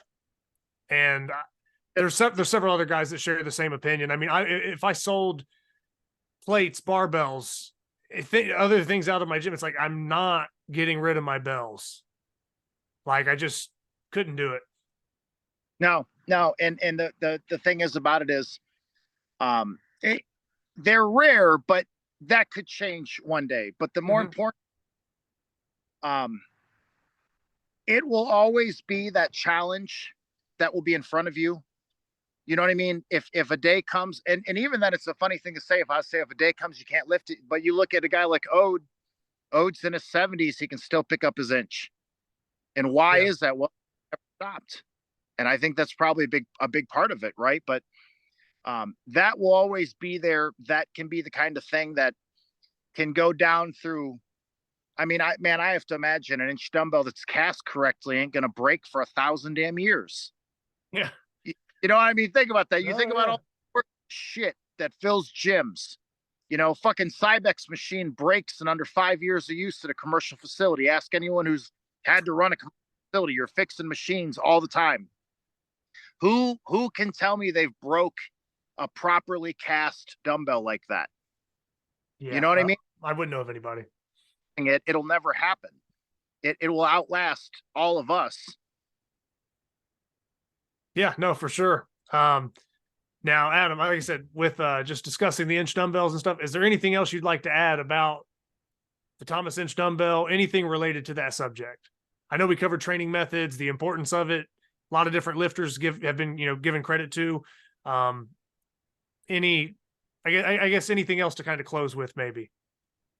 The last thing I'll say is this, is because they are rare and because they are hard to get, if an opportunity comes your way, whoever's hearing this, that somehow you can get one, I don't care how stupid the cost or effort may seem at the time to get it. Do it. Okay? If somebody wants to sell you an inch dumbbell for $900, fucking pony up the money. Do it. You won't be disappointed 10 years later that you did. There's a bunch of guys tell you that they did pass on a chance to get an inch, and I guarantee you there's regret in their eyes when they tell you the story of how they could have had one and they didn't get it. For me, I am happy to know that my first 2 bells I ever got went to guys that not only use them themselves, but are in a training environment, one an arm wrestling club, one a jiu-jitsu club. But even then, I kind of wish I never would even got rid of those 2. And the ones I have now, And that's literally a pride out of my cold dead hands kind of thing. I will never sell them. I will never. I'm at a point, there's a couple of us guys that we loan equipment to each other, but man, the number of guys I'd loan one of my dumbbells to, I can count it on one hand. You could guess all their names, but it's like, it's just, if you get one, you'll never be disappointed. If somebody offers to sell you one in some moment of weakness, jump on that shit. And then if they really beg you to sell it back to them, be cool and do it. And you guys can bounce back and forth over the decades or whatever. But if you can get one, get it. You will never be mad that you got that bell. All right, everybody, with me here, I have Joe Hodgson all the way from Australia. And Joe, I have to give a shout out to you because a lot of this was kind of your idea. I wanted to do topic discussions, and a lot of times I always envisioned having a panel of like 4 or 5 people at the same time discussing it, which may happen in the future, but messing with all these different time zones and all these different elite lifters in different countries, it can be hard to get everybody on the same schedule. And you were kind of like, well, hey, you could kind of just do like segments of each person and do like individual like snippets and kind of mash them together. So I got to give you credit, man. And I got to thank you for kind of coming up with this format. And, obviously we're doing the format, but this episode wouldn't be going down this way if it wasn't for us talking about that. So just want to start off by saying that. Now, everybody knows you pulled off some really big bell lifts. You're one of the best bell lifters, in my opinion, that there's ever been. I know that's like big stuff, but like it's true. When did you first hear about the Thomas Inch Dumbbell, if you can remember? The first time I lifted, I heard about the Thomas Inch Dumbbell was probably like 2018. We were in COVID, and I was staying up at my wife's farm so we could get out of the rat race because the whole city was being locked down. And they had, on the farm, I had this tractor's axle that was like 55 mil thick and about 8 foot long, and it was about 60 kilos or something like that. And I started doing like hand-to-hand transfers with it and deadlifting and stuff like that. And I was just mucking around on YouTube and came across Adam Glass's videos and Jedd Johnson's videos. And this handle looked kind of similar to what I was lifting. And I was just like, wow, where on earth do you get these things? So I started trying to Google them and that, and I couldn't find any. And Adam Glass at the time was like transferring hand to hand, doing the air transfers. Mm-hmm. And I really naively reached out and I tried to give him some advice. And he's just super polite, like, hey man, like, thanks for reaching out, but wait till you try one. You'll see that it's, you can't just lock your hand a little bit harder. There's a bit more to it. And I was like, oh, okay. And that just got me thinking, like, wow, how could it be harder than that, And anyway, I totally got obsessed with the idea, and I kept Googling, and then I was trying to, look up Inch Dumbbell Australia, and the first one I came across was Bruce White Inch, and that was kind of, I got really excited about that, and I was trying to track that down for quite a while, and that's in Western Australia somewhere, and I can't seem to locate that, but on the same site that gave the blurb about Bruce White's Inch, he also had information about the Wallaces, which a guy, like a stone lifter from Scotland called James Graham, he imported these inch dumbbells from Germany, but they were misshapen, so the handle's enormous. And anyway, they turned out to be in the Blue Mountains, which is about 2 hours from my house. So I reached out to him and said, is it possible for me to come try these things? And he said, well, I'm happy to let you, but they now belong to Luke Reynolds. So maybe if you reach out to him, the Australia's Strongest Man guy. And I reached out to him, and Luke was awesome. He was really cool. He's like, yeah, man, anytime you want, you can come and try them. And coincidentally, about 2 days later, I was driving past the gym where they lived, and I trained kick bar the day before, and I didn't even twig that may be where these Wallaces were. And anyway, I pulled into the gym and I managed to lift them. I was the second person, and that kind of really lit the fire, Oh yeah. I was like, wow, now I want to lift all bells, right? Yeah. Were they kind of surprised that you kind of just popped up and lifted it? like that, or lifted those Oh, bells no. like that? Totally, yeah. Yeah. Because one guy had lifted one of them, and I was the first person to lift both of them, and I did both of them on the first day. But I had been training sort of rolling handles and stuff for a while, and just before that, I'd sort of just made my own style kind of inch dumbbells, like these ones. But I literally finished them, hadn't tried to lift them, and then I went out there and tried them. And the obsession began. Okay, yeah. So then that's kind of you getting an intro now. You talked about making your homemade ones. Were your homemade ones the first ones that you actually were training with and had access to? No. The first ones I made them, and then a couple of days later I went and did the Wallaces. So the Wallaces were the first ones that I tried to lift. I made one that was 45 kilos, and then this one that was 85 kilos. And I lifted the 45 kilo, but that's not an inch. It's not nowhere near inch weight, so I wouldn't even count that. But I couldn't find where to buy them. Importing them was crazy expensive. I didn't even know what I was paying for, so I didn't know whether I really wanted this expense. And so I started making these ones, and I made two of these for myself, and I've since made a few for a few friends. So what I got was two 45 kilo dumbbells, and I cut the handle off one, and I welded it on the outside. And then I've left the handle in place for the first one, and I just got a 60 mil pipe, cut it that long, cut it, and then around the handle on the inside, I wrapped it out with tape to pack it. And then when I put the two pieces together, it sat snugly, and it was also centered, and it had the strength of the original handle anyway. I didn't dismantle it. And then I just seam welded along it, both sides, and then went around the outside. And so it ended up, it's probably a little tiny bit under 60 mil, because you've got to take the cutout. And when you weld it, I think it shrinks the metal a little. But it's pretty much the same size. Well, yeah, because I'll keep going. Sorry, Zach. No, keep going. I was just going to say, it actually presents another challenge anyway, because the handle's so long. So in order to lift this level, you've got to perfectly center your hand, and also there's no bell contact whatsoever. So if I was going to lift another bell, the front of my hand or the back of my hand may make contact with the bell, and I can still lift it level. But to lift this thing level, it's completely bell free, and you're balancing. So it's a really, really difficult bell to lift.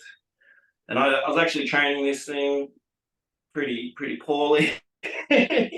I had it right out in front, and I was trying to lift it because I thought if I lift it, it'll clear my legs. And anyway, I hurt my back pretty bad and had a couple of months off, and I lifted that one later. But this is the first sort of inch bell that I ever had. Okay. Yeah. And then once, were you like lifting that one regularly before you got into the other ones, or was? Nah, this was. Is this kind of like a? This is a like real challenge bell. Yeah. No one else has lifted that one yet, I don't think. Luke came around for a session. He could have lifted it, but it wasn't at my house when he came around. So I think although I made it in about maybe early 2020, I'm still the only person who's lifted that one. Okay, gotcha. And then where did you go from that? Because I mean, obviously you have a collection of bells, and you have more than one at this point. And you kind of moved up from having your homemade setup to having ones that were actually produced from foundries or produced by other makers. What was that progression kind of like? Like I guess maybe in quick order, like what was kind of the next bell, or what were kind of some of the next things you got your hands on, and what was that process like? That was a long, stressful process. I was talking to my friend Glenn Crudley down in Melbourne. He really wanted an inch as well. And he's like, oh, we're going to import some. And I was like, man, surely we can get someone here. So I started scouting around, and I found a foundry that's kind of near my parents' place, about an hour from my house. And I reached out to them, and I said, I want to make a dumbbell. Can you make it? And they said, send a picture. So all I had was a picture of the Bruce White inch. So I just took a photo of that and sent them. Said, can you make this? And they said, yep. And then they looked into it and they said the patent's going to be X amount of money, and we can't guarantee that it's going to be the right weight. And I said, well, I need it to be 78 kilograms. And they said, well, we can't do it then, because if we make it small and it comes out light, it's just not a viable process financially for us. And then I said, well, okay, well, as long as it's no less than 78 kilos, we can go ahead. And they said, okay, cool. And they came back. And so they took a couple of weeks and they made this pattern. And so what they do is they make that out of timber and they seal it with paint. And then they fill it full of sand, which is mixed with silica, I think, which kind of sets it. And then they pack it all in nice and tight around everything. And they make two halves. And then you've got these aligning points. You put the two together and you pour the steel in the middle. So they made that. And then the finished product was this. Hang on. You know, what's that? Runaway Bell. Yeah, they're pretty good at breaking things. So this came out at 83 kilograms. I was having a conversation with Carl Myerscough before I made them, and I said, I want to make an 80 kilogram inch. And he said, well, inch dumbbells are 78 kilograms. So you kind of want it to be 78 kilograms. Otherwise, it's not an inch. You can call it whatever you want. But it's not really an inch unless it's kind of, you know, pretty close to that mark. And I sort of took that on board and I was like, yeah, that's pretty true. And because this came out 83 kilograms, which was 5 kilograms heavier than the inch, or 10 pounds, we called it the Hodgson Bell, because it was me and Glenn went in, foot the bill to get one made. We asked around quite a few people. No one was really interested, so we only got 2 made. And since then, the foundry has not had any interest whatsoever in making them. I was probably a pretty painful customer. I was onto them. It's got to be perfect. The handle has to be perfectly round, 60 mil wide, 100 mil long, and yeah. So there's only 2 in existence, and they refused to make any more. But it came out perfect, and I got that one. And it looks like an awesome spot.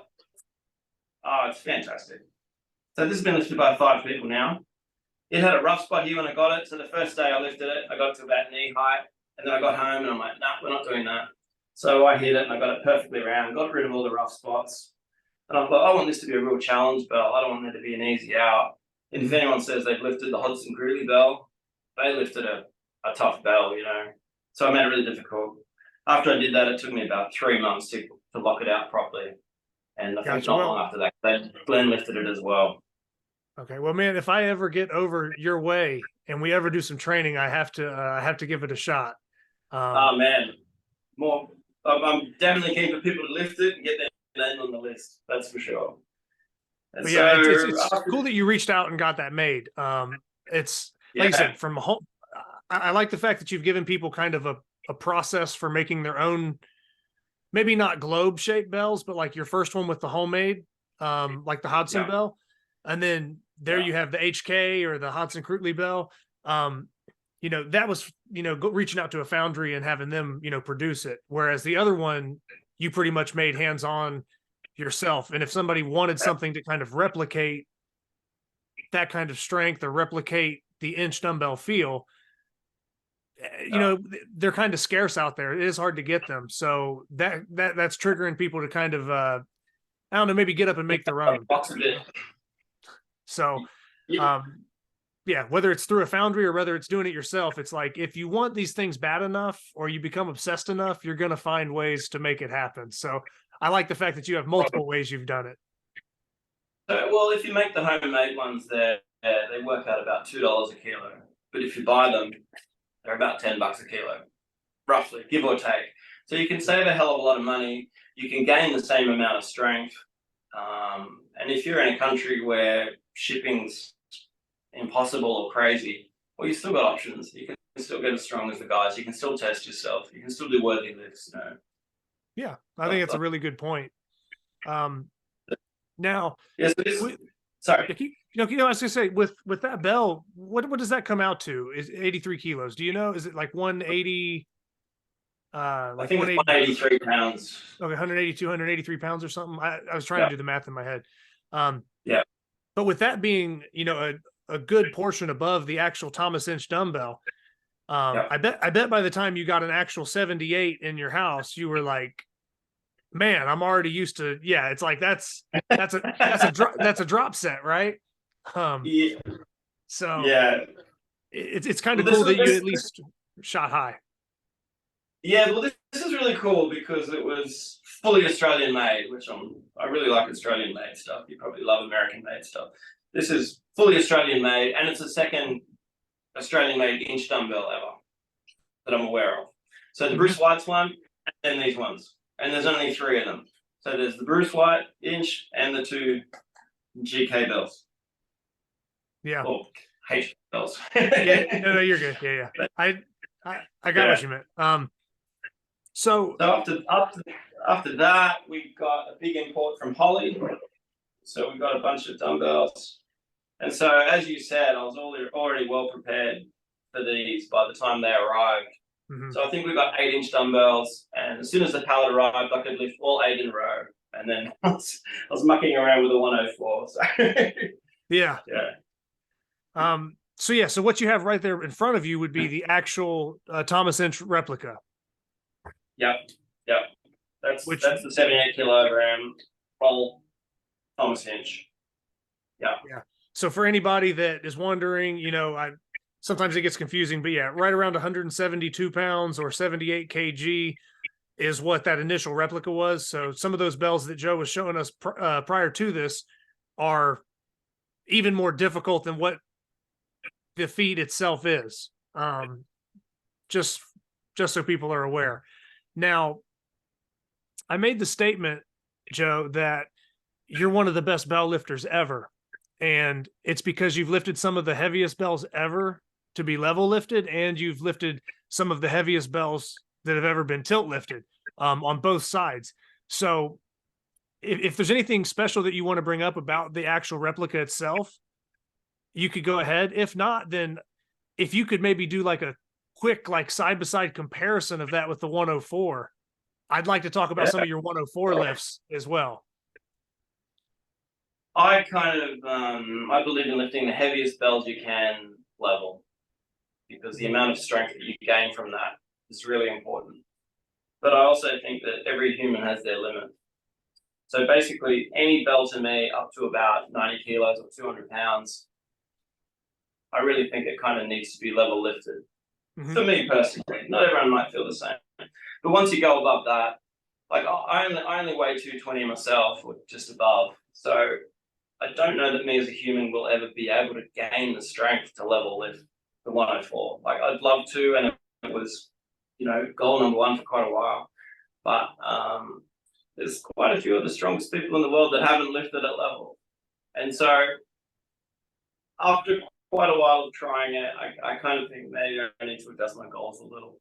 And it's still kind of on the back burner. I definitely want to get there, but I'm not obsessed like I used to be.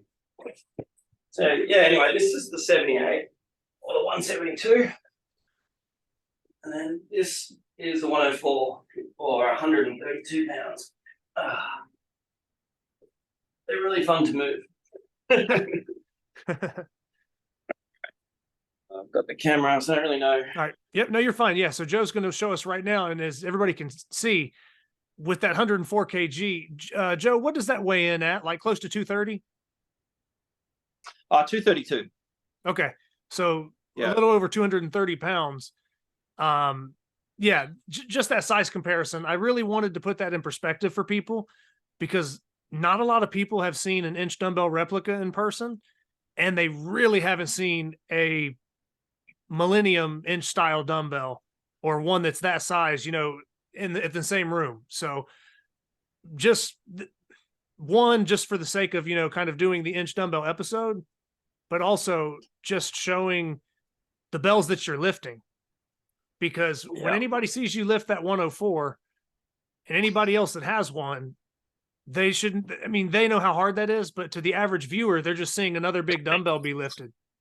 So I really wanted to kind of show that side by side comparison, so that you're kind of getting the full credit you deserve for being able to pick that thing up, because there's not a lot of people in the world that can move that thing, let alone pick it up and lock it out the way you do. So, like I said, for what it's worth, I think you're one of the best bell lifters ever, and the lifts are the proof. And I would stand by that. And it's basically because of that, that bell and the amount of lifts you've done and the other like level lifts and stuff you've done. Yeah, that's kind. I don't know if everyone understands what we're talking about, but when I lift this, I lift it completely level, so it stays level with the ground. But when I lift the 104, I lift the rear bell first, and then as the bell comes up, the rear bell makes contact with the back of my hand, and then that helps reduce the spinning, and then I can lift it. Then I can lock it out from there. Whereas this, when you lift it level, the bells are not making that hard contact. But the further up your wrist, the less spin. So if you see someone using like a loadable handle and they've got like 45-pound plates, well, the plates are digging in up here. Yes. So because of the centrifugal force, there's no spin at all. So people will say, oh, 78 kilogram left with a, the trainer. And think, wow, it's not really the same, is it? But, so like I said, I really wanted to make that comparison for people. And I wanted them to really understand, kind of what they're seeing, because it's hard to fathom an inch dumbbell if you haven't seen it in front of you. It's really hard to understand something that's a 230-pound version of it, or 230 plus. And without getting physical hands on that thing, it can be tough to really understand what you're seeing. So hats off to you for being one of the very few people that have ever lifted that.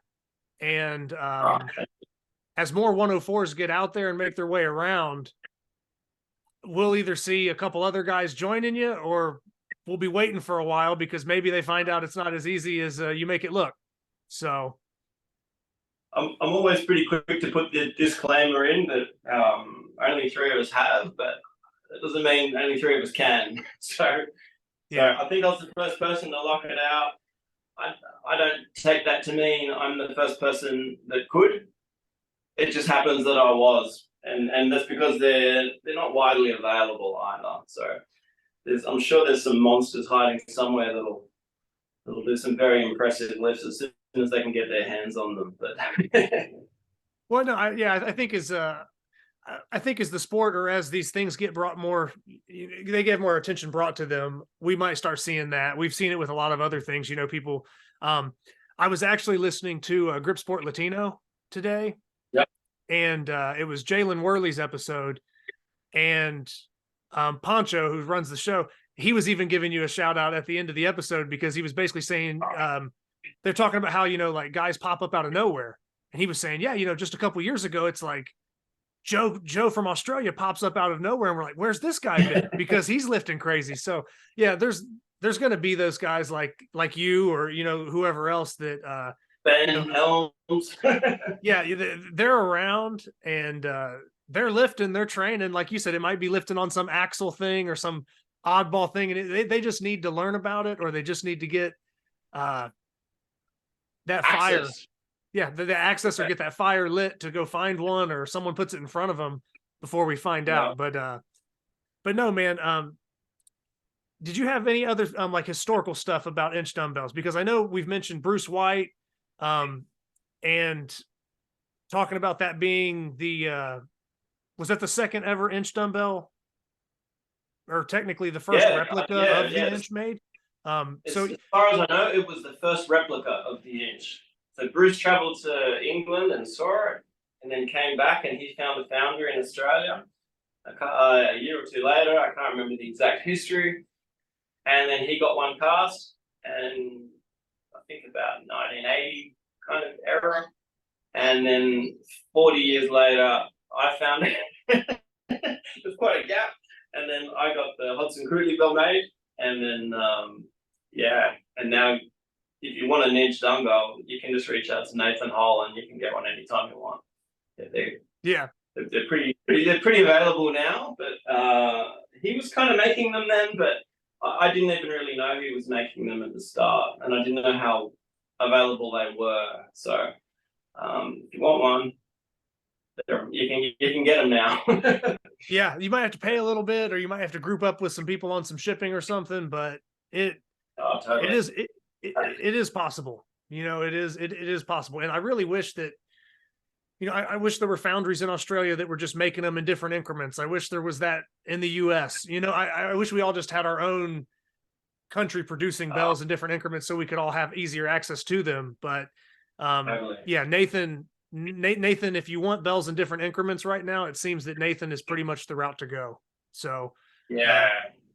it's good that you mentioned that. All right, Joe. So with that being said, I have to ask you, I asked this question to some other guys as well, but what is it about the Inch dumbbell that is special to you, or do you feel like was special to you in the beginning or through the journey of all this lifting? What do you think is so special about just a thick handled dumbbell with globes? I mean, it's a very simple design, but yet we're all so obsessed with it, or the feet, the challenge, whatever it may be. It might be different for each person, but what is it about the Inch dumbbell, the history, just the challenge for you? What was so special about it? I think it's all of the above. I think for me personally, it was a full body challenge as well. I'd never really trained deadlifts, so I had to make my entire body stronger to be able to lift these things. And even just lifting, like trying to lift the Hodgson bell, which was 85 kilograms, that's not a lot of weight for a lot of people. But for me, man, I got seriously injured trying that. So it was a full body challenge, and I love just how simple it is, yet how complex it is. Mm-hmm. It's you reach down and you grab this bell, but then there's just so much going on in your fingers, in your wrists, in your thumb, in your arms, in your your whole back chain, your legs, body position. And I just love how you need your entire CNS to be firing to make it happen. You can't just relax your whole body and lock your fingers in and lift it. Nah, this is a full body effort. And there's the weight of the history, and it's hard to put into words. What about you, Zach? How did you get the bug, and what do you find so alluring about them? Man, like most people's story, you hear of it online, or you kind of see about this unliftable dumbbell. And then like most people that maybe have a strong grip, or they think they have a strong grip, or they've even been around weights at all, you start kind of sizing it up, and you start kind of thinking, oh, it's 172 pounds. It's this thick. Like, you start relating it to things you've already done, or you kind of size it up from afar, and you kind of wonder, like, I wonder if I could do that, and nobody ever wants to tell themselves like, I can't do that. Or at least my mind, I can't live with that. I'm like, no, I got to find a way. Even if I can't do it, to start with, I got to make it happen. So really, I had very similar story to you. I hate to keep repeating it, but it's just the truth, and it's how it happened. It was Jedd and Adam's videos, and I started watching that, and I actually reached out to Jedd to get my first Inch dumbbell. And I saw a video, and I mean, this video is probably like 2 years old on Jedd's YouTube. So at the time, I'm thinking like, this is probably some outdated video. Like, this dude's not going to reply to me. They probably don't even sell these anymore, because like you can't just buy them online, like I can't order it on Amazon. So I was thinking like, I'm going to email this random dude and see if I can get this Inch dumbbell thing. And I had been doing some rolling handles, and I had just started doing very basic, like loading pin lifts and stuff like that. I mean, I had been lifting weights for a long time, but I hadn't really got into the grip stuff. And it was like within the first probably 6 months of maybe doing some like vertical lifts, some rolling thunder lifts, stuff like that, that I was like, I'm interested in these feats, these challenges, and that's where like the Fat Man Blob and the Thomas Inch Dumbbell started like popping in my head. So anyway, to kind of move along, I reached out to Jedd thinking like, I don't even know who this guy is. He's not going to reply. This video's old. They probably don't even sell them. Dude messages me back like instantly. It's like, yeah, I can go ahead and set that up for you, blah, blah, blah. Like, where do you, kind of like, where do you live? We'll get it rolling. And I'm kind of like, holy shit, this is working. Yeah, I'm like, man, this is working. So then for the longest time, I was just waiting for it to pop up. Like, hey, it's in Oh. freight. When's it going to show up? When's it going to show up? And I've mentioned it numerous times, but when they dropped that thing off out there in a gravel parking lot to me, Joe, it didn't budge. It didn't budge at all. And me being cold, not warmed up, there wasn't any chalk. It doesn't matter if I had the best warm up of my life, the perfect seasoning and the best chalk. That dumbbell was not going to move at that point in time. So Yeah. I had to train and build up to it, and it took me a little bit of time, but I eventually, got to it. But that was kind of my story. But yeah, I reached out to Jedd thinking, man, this is some old video. This dude ain't going to talk back, whatever. And that's kind of how I, in a way, started, finding out about Jedd or even talking to him. But that was it for me. But yeah, just basically seeing a challenge that I'd go online and I'd see guys, that could deadlift 600 pounds and they can't pick it up. And I'm kind of like, whoa, maybe there's something to this thing, or, maybe I'm not made for this. I can't deadlift that much. I don't know, but I've always had a strong grip, at least in my mind. So it just intrigued me. So once I got hands on it, then it kind of hit me like, okay, now I know what it is. Now I'm like kind of mentally and physically prepared to take this on. And I think it took me to where I was hitting like regular level lifts. It probably took me a little bit under a year or close to a year. Quick. Right-handed. And then left-handed was a little bit slower. It almost took me about, before regular lifts were coming up lefty, it was almost the 2-year mark. So it was about 1 year and then 2 years on the left hand. But still, I mean, I'm not complaining at all, but it definitely was. It wasn't like some of these guys where these like strongmen just walk up casually and just pick it up and they're like, oh yeah, that's a thing. Like, no, that didn't happen to me. So that's, I think, like you said, the challenge of it, the kind of the rarity of it, the history, all of it kind of packed into one. It's got the history. It's old school. Like you said, it's not something that you just typically will see anyone casually walk up and just pick up. Like you got to grab the thing, and it's a good symbol of strength, or symbol of hand strength. At least there's not anybody that really has weak hands that can walk up and pick one up. So it's almost like I don't want to say rite of passage, but you get what I'm saying. It is almost like a certain standard. Oh, absolutely. And I think it's quite a financial investment. And then to find out the price of one, and then to know that it's going to take 3 months to make, and then however long to ship, you're like, is this even going to turn up? And if it does, what if I can't lift it? So it's kind of like, so my first step was, I don't know, probably like a lot of people's, it was like, can I get it? And then as soon as you find out that you can, and then there's a timeline, like, well, do I really want it? That thought had definitely crossed my mind. I started thinking like, man, maybe this is only something Ode can pick up, or guys like that. And, maybe it isn't for me. And that was something that, like, as I was out in that parking lot, just pulling on it, it wasn't even spinning. I mean, my hand's just popping off of it. And I'm like, I don't know. In my mind, I had it pictured differently. I was going to move that bell a little bit. I was going to do a little more to it. And I didn't do anything.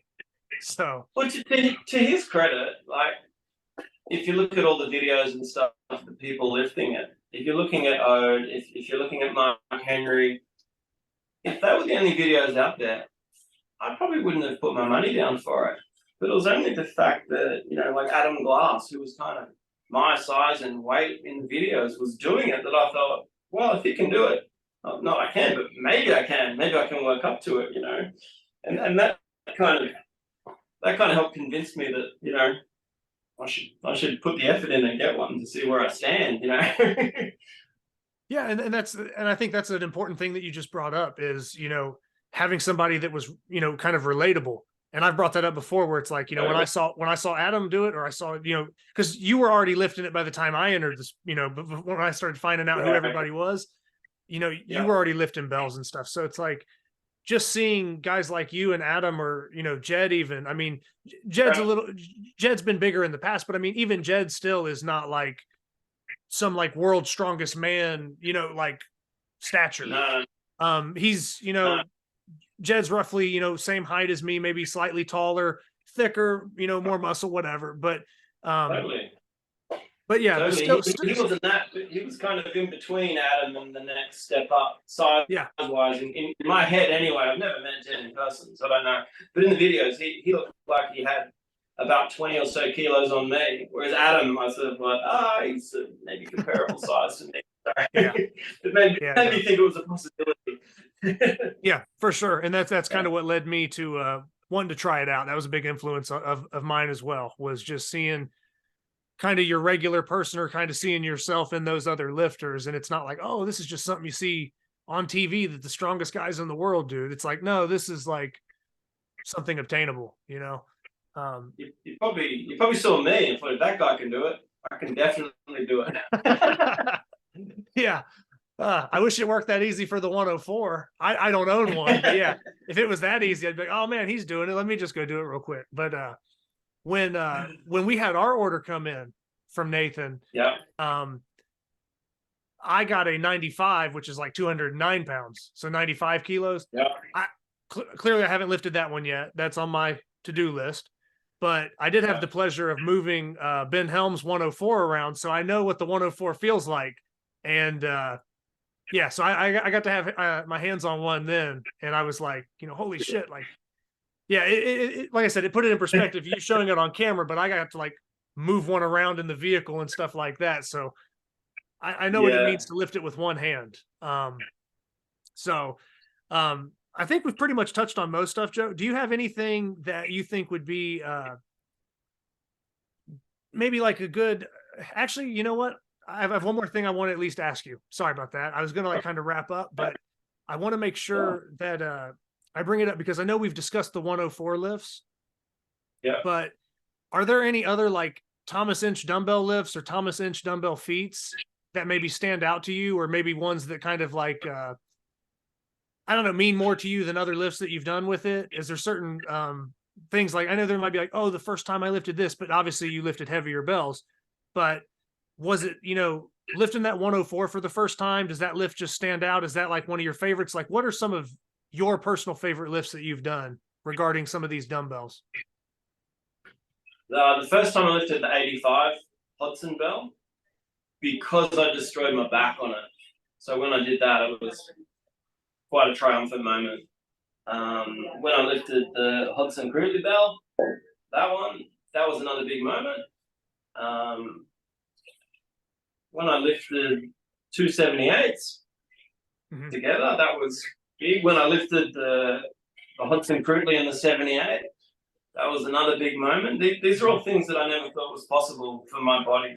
Like, I knew Adam was doing stuff like that, but Adam's, you know, another league. I don't see him as competition. I don't compare myself to him. He seems, you know, he's pretty unnatural. And then lifting the 104, and the first time I lifted that was pretty crazy. It was pretty heavily tilted, but the fact that I could get it from lying flat on the ground to lock out one hand, pretty amazing. Pretty amazing feeling. And I've probably done a dozen or so good lifts with it now. And, you know, sometimes even 5 sessions. Probably a couple of dozen actually. I've probably lifted it, you know, 5 or 6 times in a session now. That was pretty cool. And then I also did it with weight added to the thumb side to make it even much harder. Yeah. And that was kind of like, I was gonna say that was like a month ago, right? Yeah, something like that. Couple weeks ago. That was very recent. Yeah. Yeah, I added 5 pounds to the thumb side and got a full lockout lift with it. And I was like, oh, okay. Yep, it wasn't a fluke. I'm getting stronger. So now, you know, the big question is, well, what can I do next? What bells are bigger than that? Okay. Where do I go from yeah. Do you have anything as far as future goals that you would like to mention at all?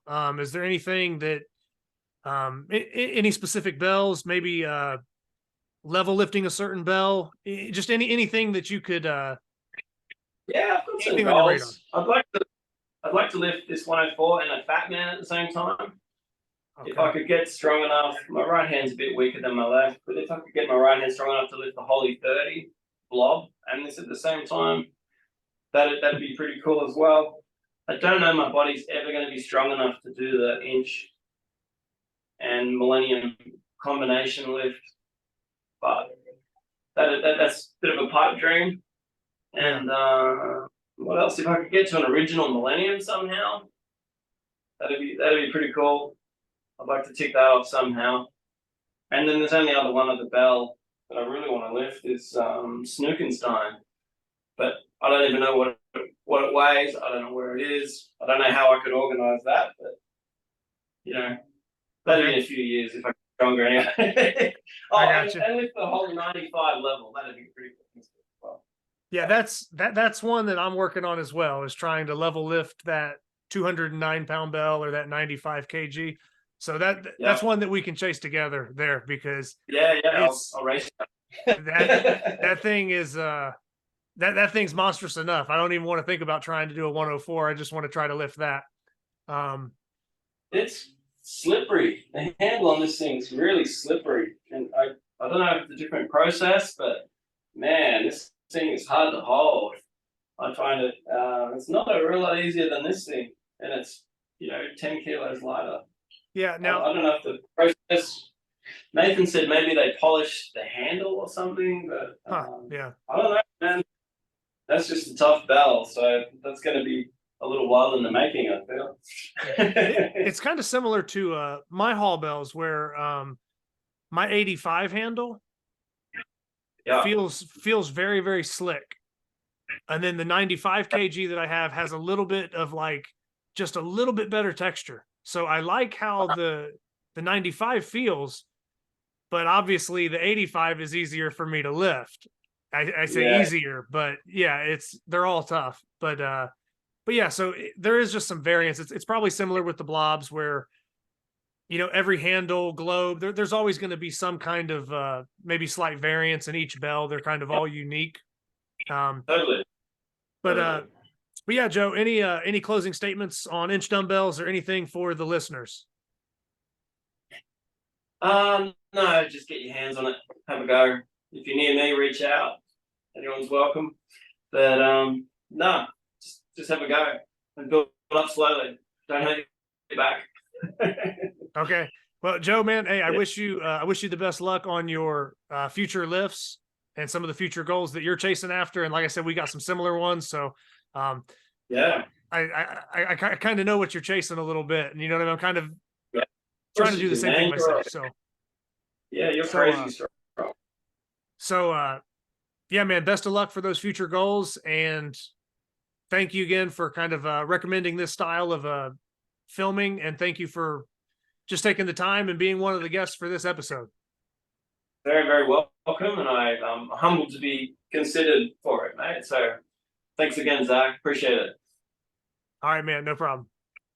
All right, talk soon. All right, everybody, I have Carl Myerscough with me. And with this being the Inch Dumbbell episode, we're just going to be talking about the Thomas Inch Dumbbell. How are you doing today, Carl? Very well, thank you, sir. All right, so your name is very popular in the grip world for a whole different assortment of feats, whether it be grippers, whether it's Saxon, axle. You've done almost everything there is to be done in grip, and like we talked about in our episode, you're even thinking about things to give people headaches down the line in the future. You're thinking of kind of moving the bar even higher. Now, with this kind of being a dedicated episode to the Thomas Inch Dumbbell, can you remember the first time that you kind of heard about it, or you were made aware of it? I think I heard about it after I did my first grip competition, the LA Fit Expo, back in 2017. Some of the competitors there spoke about it, and then later that year I went and did a training session at Oathaugen's gym, the training hall in Thousand Oaks in California, and so he has some inch dumbbells there, and then that was the first time I picked one up. Okay, so the very first time you ever tried it, was it, a piece of cake? Pretty easy? It wasn't a piece of cake, but I was able to do it straight off the bat, yeah. All righty. And from that first time, I guess, being introduced to it and kind of getting some lifts in with it, when did you get your own? Or what was that process like? I think I got mine in 2019. Yeah, I bought mine in 2019. I got it because I wanted to clean it, and it took me about 4 months to get the clean after I got it. And then since then, I kind of put it on the back burner. But what I use it for now, or used it over the last 3 or 4 years for, mostly is for doing wrist curls. Mhm. And I'll talk about that because, picking up the Millennium dumbbell, which is much harder, I use my Inch to sort of train for that. Mhm. And so I'll perhaps explain why in a minute about that. But Okay. yeah, it has most thick bar workouts that I do, I'll do some wrist curls with it, like standing wrist curls. That's kind of what I do with it now. Okay. Yeah, that makes sense. And you said it took you a few months to kind of nail the clean from when you got it? Yeah, about 4 months, I think. Okay. And when you cleaned it, did you just kind of like strict clean it, or did you kind of have any swing to it? I'm not 100% sure. I did it from flat, no Okay. tilt, because I never do that. Did you feel like that was easier for you to do it that way, or you just felt like that was probably the stronger position?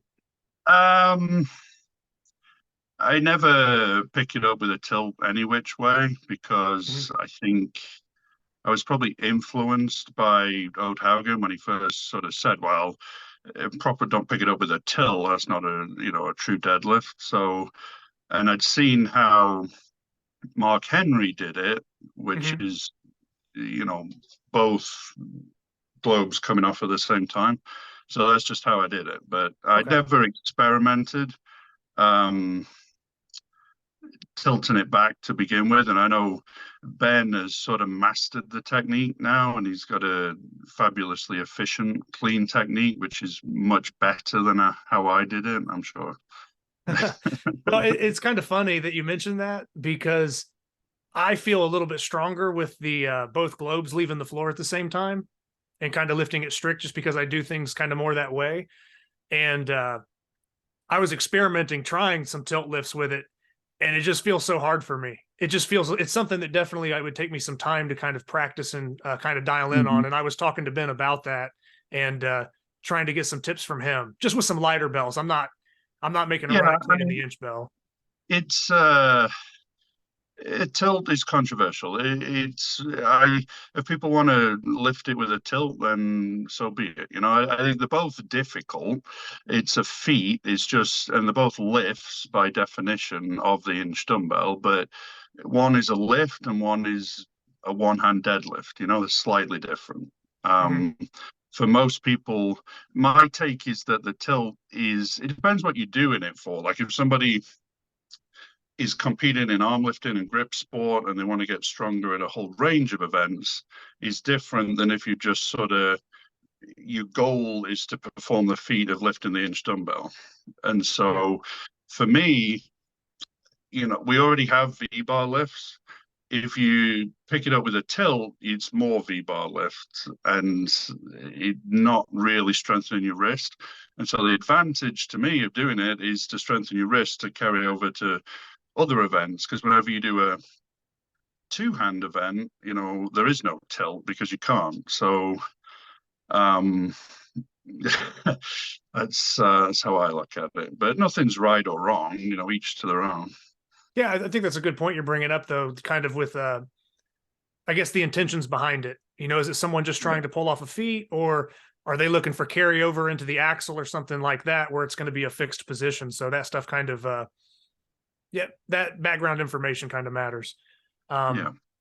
So with kind of just talking about the clean and stuff like that, what would be some of your favorite lifts that you think you've probably pulled off with the Thomas Inch dumbbell? Because I think I've seen you had like one of your kids standing on top of it and you've lifted it with Yeah, a my person daughter. standing on it. Yeah, that was fun. That was a good lift because she was about 79 pounds at the time, Yeah. and not necessarily, just sort of stood on it haphazardly, not necessarily in a way that's ideal or helpful. Yeah. So, um, so yeah, that was a good lift. That was pretty hard. I've done like 10 reps, one arm row without putting it down in the past, but I haven't done that for years. And mostly, I think 12 reps, standing wrist curls is about my best. I haven't seen anybody else doing that yet. So, Okay. And um, just to make mention of it, because you're talking about getting into the wrist curls and kind of using the inch dumbbell as a tool or its application for that. Did you want to touch on some of that? yeah, I brought a little prop here. It's just Okay. my magnesium, but this bottle happens to be almost exactly the dimensions of the handle. So I put a black line on here. Yeah. So what I would do with the inch dumbbell is I pick it up and then sort of start there and then curl it like this. Not a huge range of motion, like Yeah. 10 reps, or then also you could do it this way in a fully pronated plane. And for me, that is like the secret to all thick bar lifts, is having the ability to stop this unraveling here. And so Okay. by strengthening that motion, any dumbbell lift, any rolling handle lift, any axle lift, that is what, has enabled me to greatly improve. Okay. And yeah, keep going, Carl. Yeah. Yeah, what I was going to say is the reason I put the line on there is just technique wise. So for most people, it depends why you can't lift it. So if someone's not strong, you've got to make sure you can pick up a 172-pound regular dumbbell, because if you weren't strong enough to do that, even if your grip's strong enough, obviously you're going to fail the lift. But for most people, the reason they fail is they go to pick it up and this happens. Yeah. It rotates towards the thumb like that. So some people, beginners, you'll see they'll go like this with the wrist, which is a really bad idea because it basically then gives momentum to the rotation, because you'll never keep it there, and it'll rip right out of your hand. So keeping your fingers under the handle is what allows you to lift it. As soon as this rotates, and then the center of the weight is between your fingers, you drop it. So having that ability you want to keep this hand and forearm straight and push as hard as possible this way with this part of the hand and the fingers. And then the thumb, you squeeze in with the thumb, but only as much as it can clamp in that plane of motion. Because if you try to push with your thumb this way, it's going with the rotation, and that's useless. So the thumb, to me, is not actually that important. It's all about pushing this way with the wrist and stopping that rotating backward. Okay. Yeah, and I think that's like kind of a good little diagram there, and just kind of explaining that for people. Now, if we have somebody, maybe say they don't have to be a newer lifter, but if you had somebody that was having issues like that and they couldn't lift the inch is kind of breaking their posture down. Do you have any, I guess maybe like quick tips or any like recommendations other than training with lighter stuff and kind of just progressing like any other lift? Is there anything that you think would help somebody? It depends what implements you have available to you to train with is going to affect your strategy to train for the feet. So ideal scenario, which very few people, you're one of them, but very few people have the opportunity to have a whole sequence of smaller inch dumbbells. And so that's the best situation, because then you can, gradually, progressively build up to it. But if you don't have that, you can use a blue fat grip on a barbell. Roughly going to need to be able to do about 180, 185 pounds on a blue fat grip with one hand to lift the inch usually. This is all, I'm only talking about level lifts here. And then if you only have the inch dumbbell itself, then you would use other strategies. So let's say if you had a 125 dumbbell, that like mini inch, that would be ideal. And I would recommend people doing like 4 sets of 8 or 10 wrist curls in their training. And so, as I said, pick the dumbbell up, rotate it, 8 reps. And then if you can do that for about 4 sets of 10, you should be able to pick up the inch dumbbell. If you only have an inch dumbbell, then I would say the strategies would be to pick it up with 2 hands. So hold it and put the other hand underneath, pick it up and then try and lower it with 1. For sets of about 6, you probably want a crash mat underneath. And then once you could do that and lower it with 1, you could progress to putting your hand on the side and then 2 fingers and 1 finger and, as best you can. But the most efficient way is to strengthen the wrist because, like I said, for most people, it's the unraveling that they can't stop is the problem. And so it's best done with a smaller dumbbell if you have it, but it can be done with a blue fat grip on a barbell or a dumbbell at a commercial gym. It's not exactly the same, but it's close enough that it'll aid in the process. And that's about all you can do. Okay. And we kind of mentioned, a few feats there with the inch dumbbell itself. Now, you're one of the people that has, one of the few people that has level lifted the Millennium dumbbell, which would be a dumbbell, probably about 50 pounds heavier. Hopefully I'm doing the math about right. Maybe 50 or 60 pounds heavier. 60, yeah, like 58 pounds heavier. Yeah. So with the Millennium lift under your belt and having pulled that off, and then, like you said, using the inch dumbbell almost, for wrist curls and rows and other things like that. There's a lot of people, it's just their main goal is to lift it. You're talking about using it for like almost accessory lifts or lifts that are bringing up your baseline and, carrying over into other things for competition. Do you have maybe any future sites? If there's something you don't want to spill the beans on, that's fine. But is there any future things with the inch dumbbell or maybe the Millennium bell? We've talked about some past lifts. Is there anything in the future you're maybe looking at?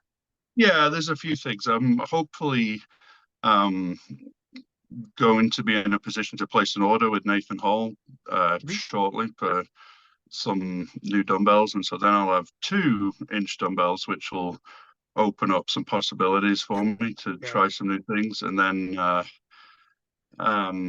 there's some feats I'd like to do with the Millennium. Hopefully I'll be able to do that pretty soon after I get it. And then I have quite a few things in mind, but yeah, when they're ready, you'll see them. Okay. Yeah, no problem. Like I said, I'm not trying to pry too much info out, but had to ask. So as you mentioned there, like the things that I do with the inch dumbbell, like that's training for me to lift the Millennium, but other people could do exactly that same strategy with like a 125 dumbbell to progress to picking up the inch. It would proportionately work just the same. Yeah, it would be just a matter of scaling it to that individual, right? Whatever their weakness is or whatever their level is. So that absolutely makes sense.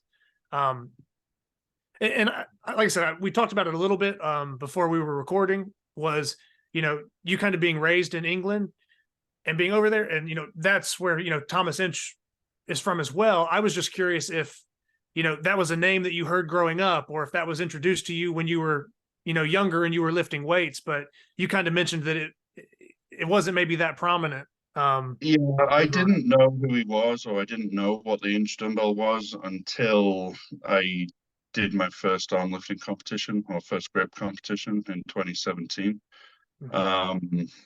So now, since then, I've done quite a bit of research and I know who he is and what he did and whatnot. But no, I didn't. I think he's better known in the US than he is in the UK, to be honest, at this point. Just because there's more inch dumbbells around in the US. But with Nathan Holle now producing them, that may change in the future. They're much more accessible than they ever were in the past. So it's changing a little bit. Yeah, it'll kind of be interesting, like you said, with more bells getting produced or more people kind of learning about it, just to see what kind of lifts people can pull off, and where people can kind of, I guess, take the feats with the inch dumbbell, because there's so many people that I think that could lift it or could do certain things if they had more access to it, or they were made aware of it. But it's just like anything else, it takes time. Just like you were saying, you didn't even really know what it was until about 2017 or whatever you said, 2018, whatever time frame that was. And then you see where you're at with it and the things that you've been able to pull off with it. You wonder, I mean, obviously you're at a very high level. You kind of wonder if there's other guys like that kind of lurking around that haven't had access to it, or maybe they're going to pop up. There's some other, it's just kind of interesting to me to see the more hands it gets into, to kind of see where the evolution of it goes. Yeah, I think as a feat, like it's an incredibly difficult feat for people of average size hands. And then for people with extraordinarily long fingers and huge wrap, it's much less of a feat. So if there's in America, we have these fit expos. You take a dumbbell along, it's sort of, you artificially amass together a lot of people at a small area that have a pretty good chance of doing it, because they're not representative of the average population. So anybody that can walk along at a fit expo and just, with a backpack on, bend down and pick up an inch dumbbell cold, they're capable of much, much more straight away, because if they were warmed up and ready, you have to be able to pick up a 190 or a 200-pound dumbbell to do that. If you can just walk over and pick it up cold at a fit expo without ever having seen it, you're capable already of much, much more than that. Yeah, and we've seen that now quite a few times. Now, when kind of just talking about other people lifting inch dumbbells or inch style dumbbells, we mentioned your feats, mentioned some possible future things. Do you have any lifts that other people have pulled off that have impressed you? Maybe just, I guess, noteworthy lifts that you've seen other people do that kind of stand out to you? With the inch dumbbell? Yeah, inch dumbbell, or it could technically be bells higher than the inch, but at least at like the inch dumbbell level. Well, Ben Helms' clean and press is remarkable. Full credit to him. He found a way, he found a perfect technique, he modeled it to his abilities and attributes and executed it, and he's sort of mastered it, and that's fabulous to see. And I applaud him. Joseph Hodgson in Australia is phenomenally good with dumbbells for his body weight. Like, he's picking up dumbbells that people at his size, shouldn't be able to pick up. Now, I don't exactly see eye to eye with him necessarily on the techniques of how he does it and whatnot, but full credit to him, because to pick up the Millennium dumbbell, tilted or not tilted, is not easy, and to do it at his size is incredible, absolutely amazing. So hats off to him too. Lane Snook in the past, he's obviously the guy that's done, he's cleaned the inch and he's picked up the 2 Millennium dumbbells.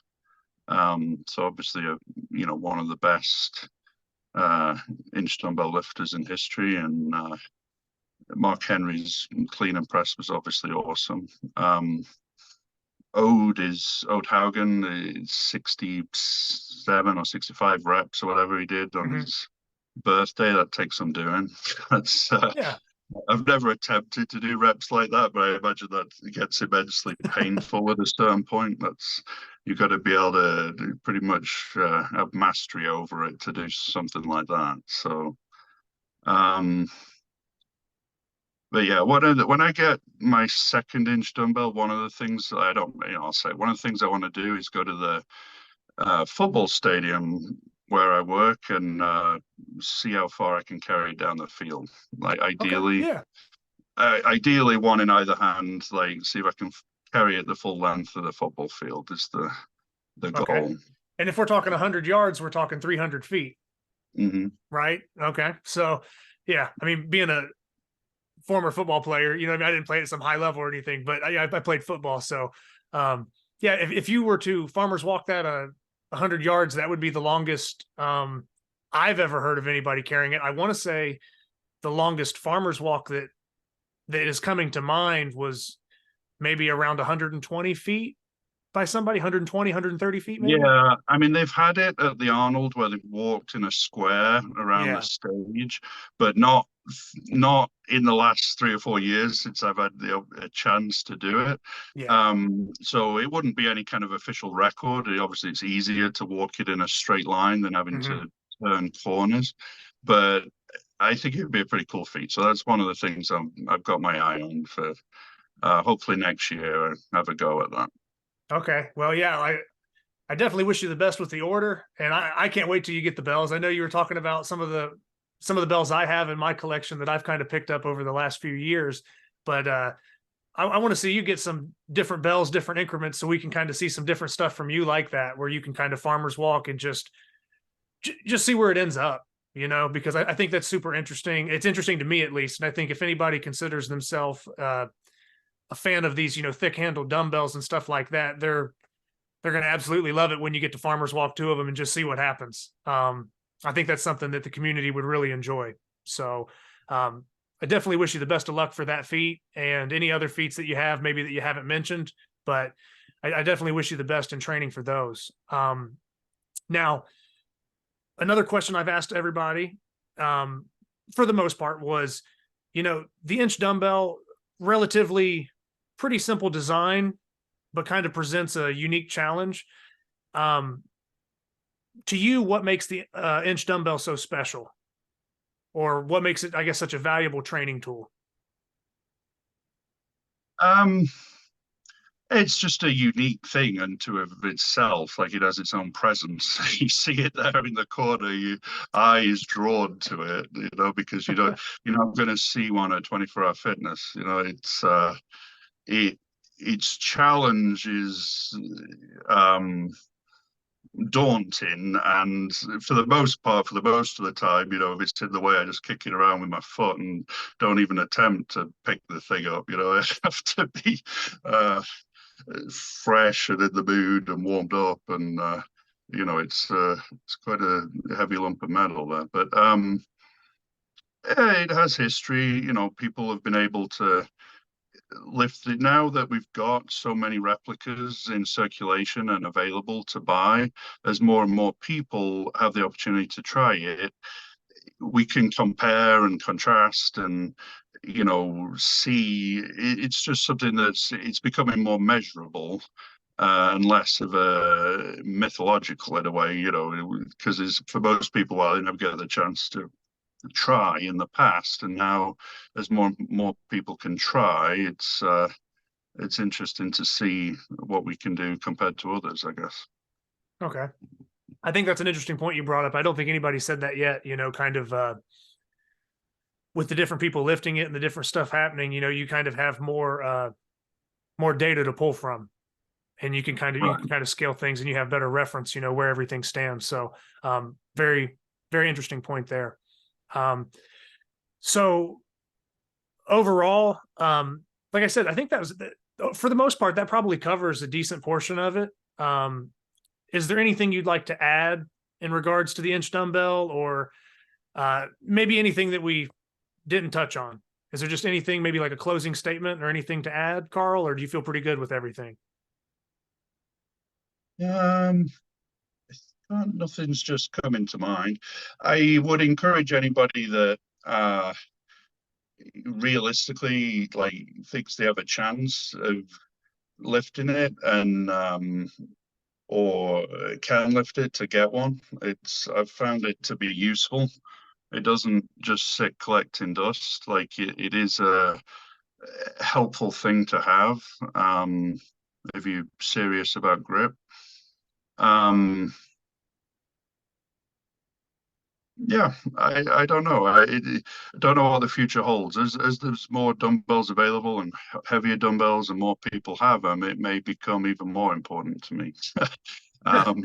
Now there's starting to have contests that are featuring dumbbell lifts. So, because dumbbells and rolling handles are not exactly the same. Like the rolling handles were, in theory, invented to help you practice for the inch dumbbell, but it's a poor substitute. It doesn't quite test the same things, and the weights don't match up, and the technique doesn't match up. So yeah, if you can get a range of dumbbells like you, like 100, a 125, a 150, a 172, I would highly recommend that, because send Nathan Holle an email or hit him up on Instagram and go for it. Yeah, I think you would agree with me on this one. Anybody that owns an inch dumbbell or anybody that has access to multiple inch dumbbells, I don't think, if you're a grip person, I don't think anybody's ever regretted it. Right. No one's ever, had the tool or had the access to it and been like, man, really wasn't that useful. Like, everybody pretty much has found a really good use, really good carryover, and almost anyone you talk to will kind of share that same idea or that same thought. So, with that being said, Carl, I thank you again for stopping by with the Grip Show here and just giving us some of your thoughts, giving us some of your techniques, giving us some of the training ideas, and just talking about the inch dumbbell in general. Thanks for doing that. Yeah, thank you for having me. Oh, no problem, Carl. Anytime. All right, so thank you. Yep. So, hey, we're talking about the Thomas Inch Dumbbell. And for this episode, like I said, we're just paying a little bit of tribute to the inch dumbbell. We can talk about other bells and other things like that, but I was just curious about first time you heard of one, or the first time you heard about the inch itself. Well, it was really early on. At some point in early, like 2003 or something like that, maybe 2004, I picked up the two main books by John Brookfield, the Grip Master's Manual and Mastery of Hand Strength. Mm-hmm. And I'm sure in one of those he was talking about it. And along the lines, I know that Rick Walker was posting about it on drsquat.com. So it was a long time ago, but something like that was probably the origin of me figuring out what an inch dumbbell was.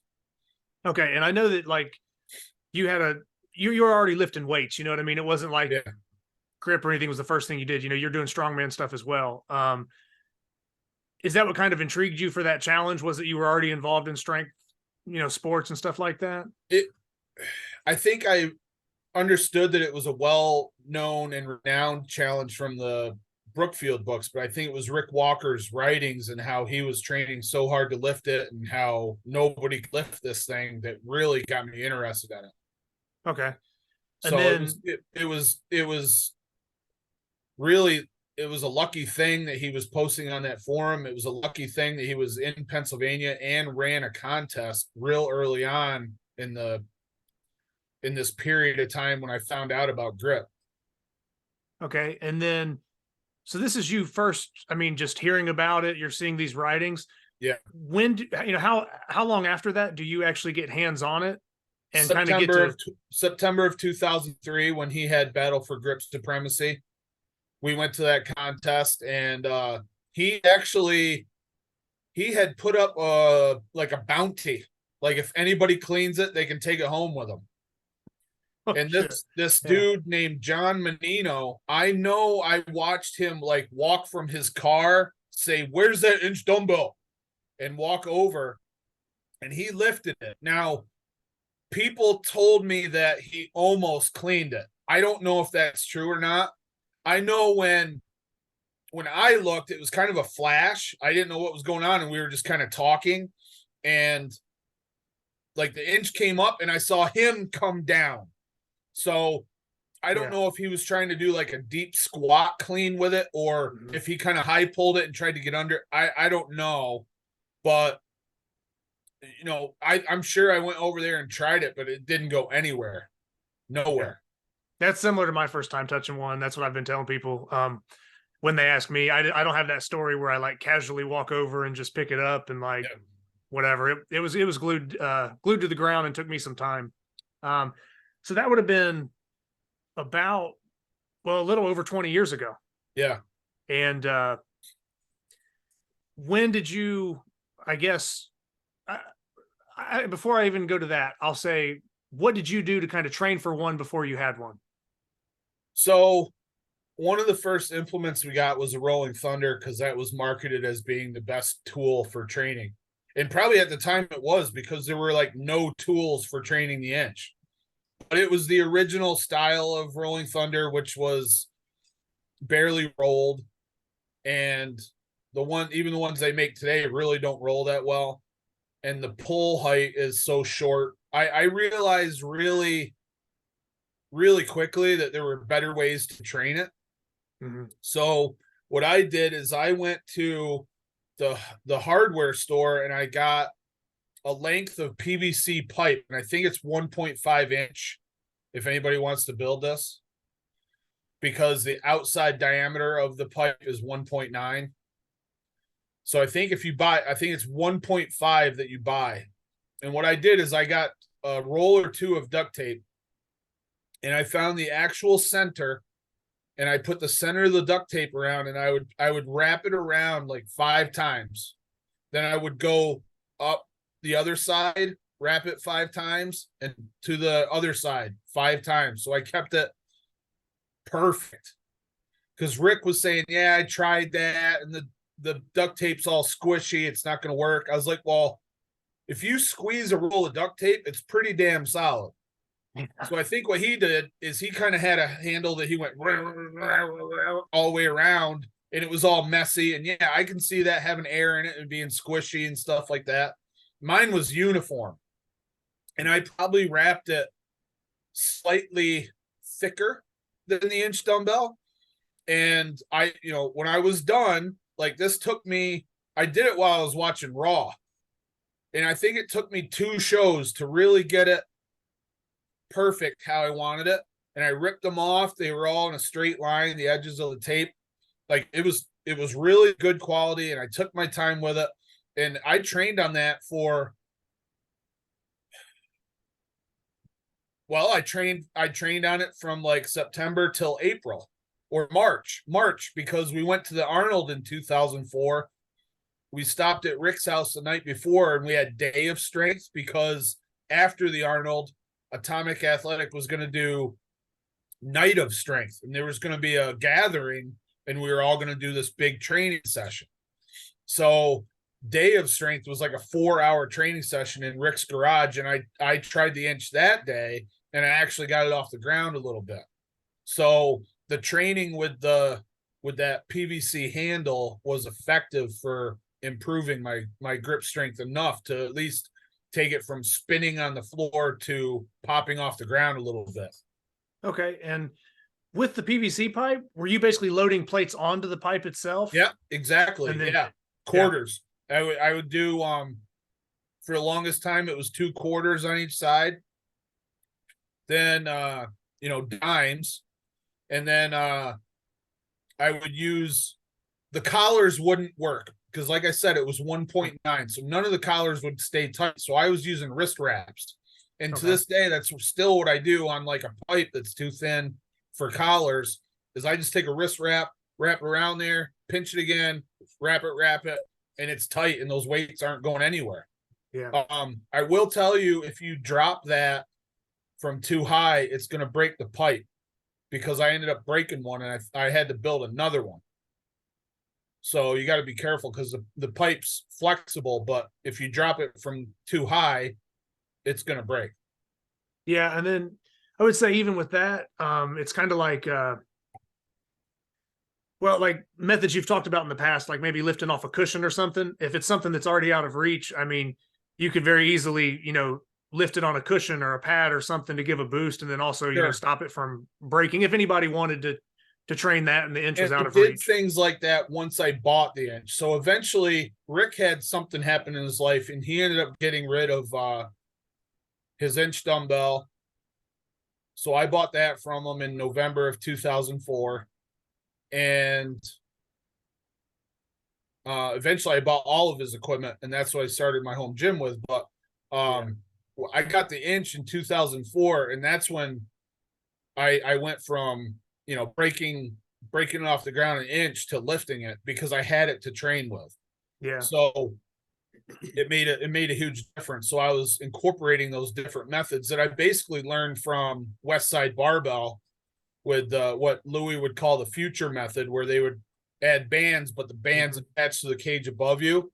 Yep. So I would use many different methods in order to boost it up or assist it up, try to hold it, things along those lines. And that time under tension with the inch in my hand, it was 2 months. I got it in November, and by January I was lifting it.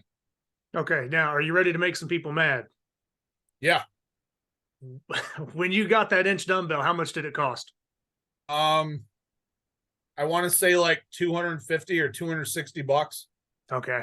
And yeah, I just, with the way prices are, and I guess like the rarity of them these days, if somebody was to see that listed for like 250 bucks or something, they'd lose their mind. It'd probably be gone in seconds. That's not even the cheapest one I got. I got one off eBay for 220. like less than a year after that. So I had to go to Jersey to get it. But yeah, the first 2 inches I got, I spent like less than $500. Okay.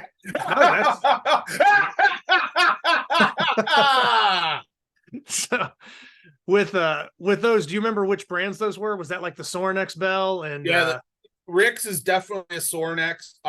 Because it says Sorinex on it.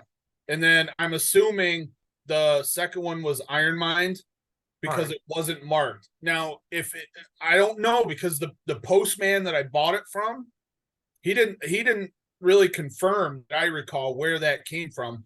There is a chance, I suppose, that it's in Adamski inch, Jason Adamski, but I think the timeline lines up better that it would be an Iron Mind.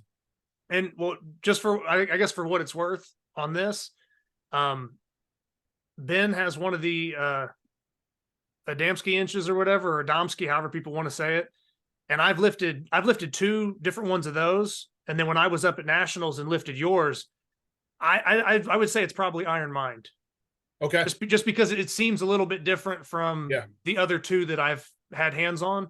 Yeah. So I would say you're probably right on. I can tell you there's a world of difference between that Sorinex handle and the Iron Mind. The Iron Mind is actually a little bit thicker, and it's smooth as glass. It will not take chalk. There's like a couple spots where chalk stays on there. The rest of it rubs right off immediately. So you got these good deals. You got some inch dumbbells in your collection. It starts becoming a regular lift for you. What, I guess, as things evolve, I know you're doing combo lifts, you're doing different stuff like that. What are some of your favorite lifts that you pulled off that include the inch dumbbell? Well, one of my favorites was the Blob Inch project. So we did a spoof video of the Blair Witch Project, and I did a lift with the inch in one hand and the blob in the other hand, and we took the cameras and we went down to the basement of the gym we were working out at. It was awesome. The video's up on YouTube. But I've done a few other things. So after a while, I got to tell you, man, from like 2005 to 2013, I don't remember much about inch dumbbell training except for like stress and despair, because I didn't improve much, because all I needed to do was like lift it in a medley. So it didn't really become a goal of really advancing. And then once Luke started training with me, it kind of really kicked my training into another gear. And I was more motivated. Maybe there were lists or something online that I was chasing or something. I'm not sure, but something around 2013 really kicked me into motion. And that's when I started doing, more blob feats, inch plus, 245s. Every new block weight I would get, I would go inch plus the block weight.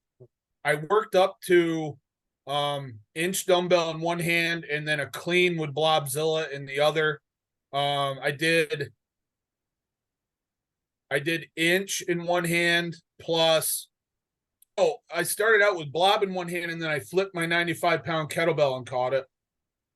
And I did inch in one hand and flipped the kettlebell as well. But that one, like, the tension was really weird and the dumbbell ended up behind me and it's kind of sitting on my leg. So that's one of the feats that I'd like to redo that a bit more cleanly. But when it's behind you like that and you're like messing around with other stuff, sometimes it's really hard. But I've also graduated up to the 200-pound Selene with like old school Yorks in the other hand. The Luke's 200-pound anvil as a combination as well. So there's been a few things that like really end up being very, very heavy. The 200 inch and the 200 anvil, that's pretty tough. Just tough on your body picking up that much weight because you have to time everything just right. Like for instance, when you pick up an inch dumbbell and then pick up a rolling handle, you have to pick the inch up like 10 inches, then grab the handle and lift that up. And it's kind of a pause in the middle. Yeah. Did the blob series with the inch dumbbell in the other hand. And there was also something that Yuha Haru came up with back in like 2014 or 15 called Feat of the Year. And really, he might be the guy that kind of pushed me towards all the different combinations because he was doing a lot of combinations. The reason that he did them, he did the combinations in a certain way because he had like a thick bar hand and a pinch hand. Mm-hmm. So he got really good at doing the inch in one hand and then some kind of pinching feat in the other. But I tried to do it so that I could do it both ways. And we eventually came up with a feat. I think it was you and I that was talking about it, calling it both ways, where you would do the combination and then within a minute's time, you would rotate the stuff around and do it with the opposite hand combination. yeah. So, but Yuha brought up the feat of the year, which was inch in one hand and then a number 4 silver bullet in the other hand. And that was really tough because you'd have to set the silver bullet, bite down on it, then grab the inch and pick it up. And I remember getting, I had so many near misses. I remember straining or developing some kind of tendonitis in my lats. And I thought I tore a labrum. Like I couldn't deadlift. I couldn't pull stuff off the floor. It was incredible pain. I'm like, Yuha, I got to stop. I can't keep doing this, dude. I was like, I think I tore my labrum. He's like, oh, I know what you're talking about. Tremendous pain. Lift anyway. So I just kept on doing it. Yeah, those are some of the combination feats. I don't know if you remember any of the other ones, but if you can come up with it, I probably did it. Yeah, no, you've done a ton of combos. One thing I was going to mention, you're talking about, the different pick heights there for these combination feats. You're talking about lifting 45s with the inch dumbbell, and you made the mention that it was the old school Yorks. This isn't any pair of 45s, right? This is, super, super wide, deep dish, extremely hard plates to pick up. Yeah. And not only are the plates, extremely hard, to get for anybody to break them off the ground and do a full lift with them, but you're lifting the inch dumbbell essentially at a deficit off the floor. Yeah. You're kind of getting that running start, and then you're almost having to stop and then try to break those plates off the ground, keep them together because they don't line up so well. Yeah. So I think that's worth mentioning when it comes to saying, inch dumbbell and 45s. It's like, it's a different type of 40, different type of 45. And I think that's just worth mentioning there. Yeah, I think so. I was doing the inch plus 45s for like a couple years, and then I finally did the double old school Yorks in 2016. So inch plus the old school Yorks, it would have been after 2016 because that's where I reached a level of mastery where I could do the old school Yorks just about any time I wanted to. And I know I've done the 200 with the old school Yorks. Yeah. So well, and you've done Yeah. like your 200-pound bell with the like Blobzilla, sure. and stuff like that as well. Yep. To Yep. add there. So I guess with naming some of the feats that are kind of your favorite or just different stuff that you've knocked off your list, I've kind of asked this to some other people as well. The inch dumbbell is kind of such a simple design, but there's almost so much to it, and it actually is really kind of advanced, even though it's very basic. Yeah. What is it to you that makes the inch dumbbell so special? Well, first off, it's not like a lot of the grip lifts where you're only picking up 45 or 50 pounds. It's like 168 to 178 pounds. So you got to be strong enough to pick that amount of weight up. Yeah. And a lot of people just aren't. The other thing is once you have a lot of time under your belt with the inch, you start to find out that there's a great deal of technique involved, and you're not just smushing your hand down on the inch to pick it up. There's ways to optimize your grip on the inch in order to lift it.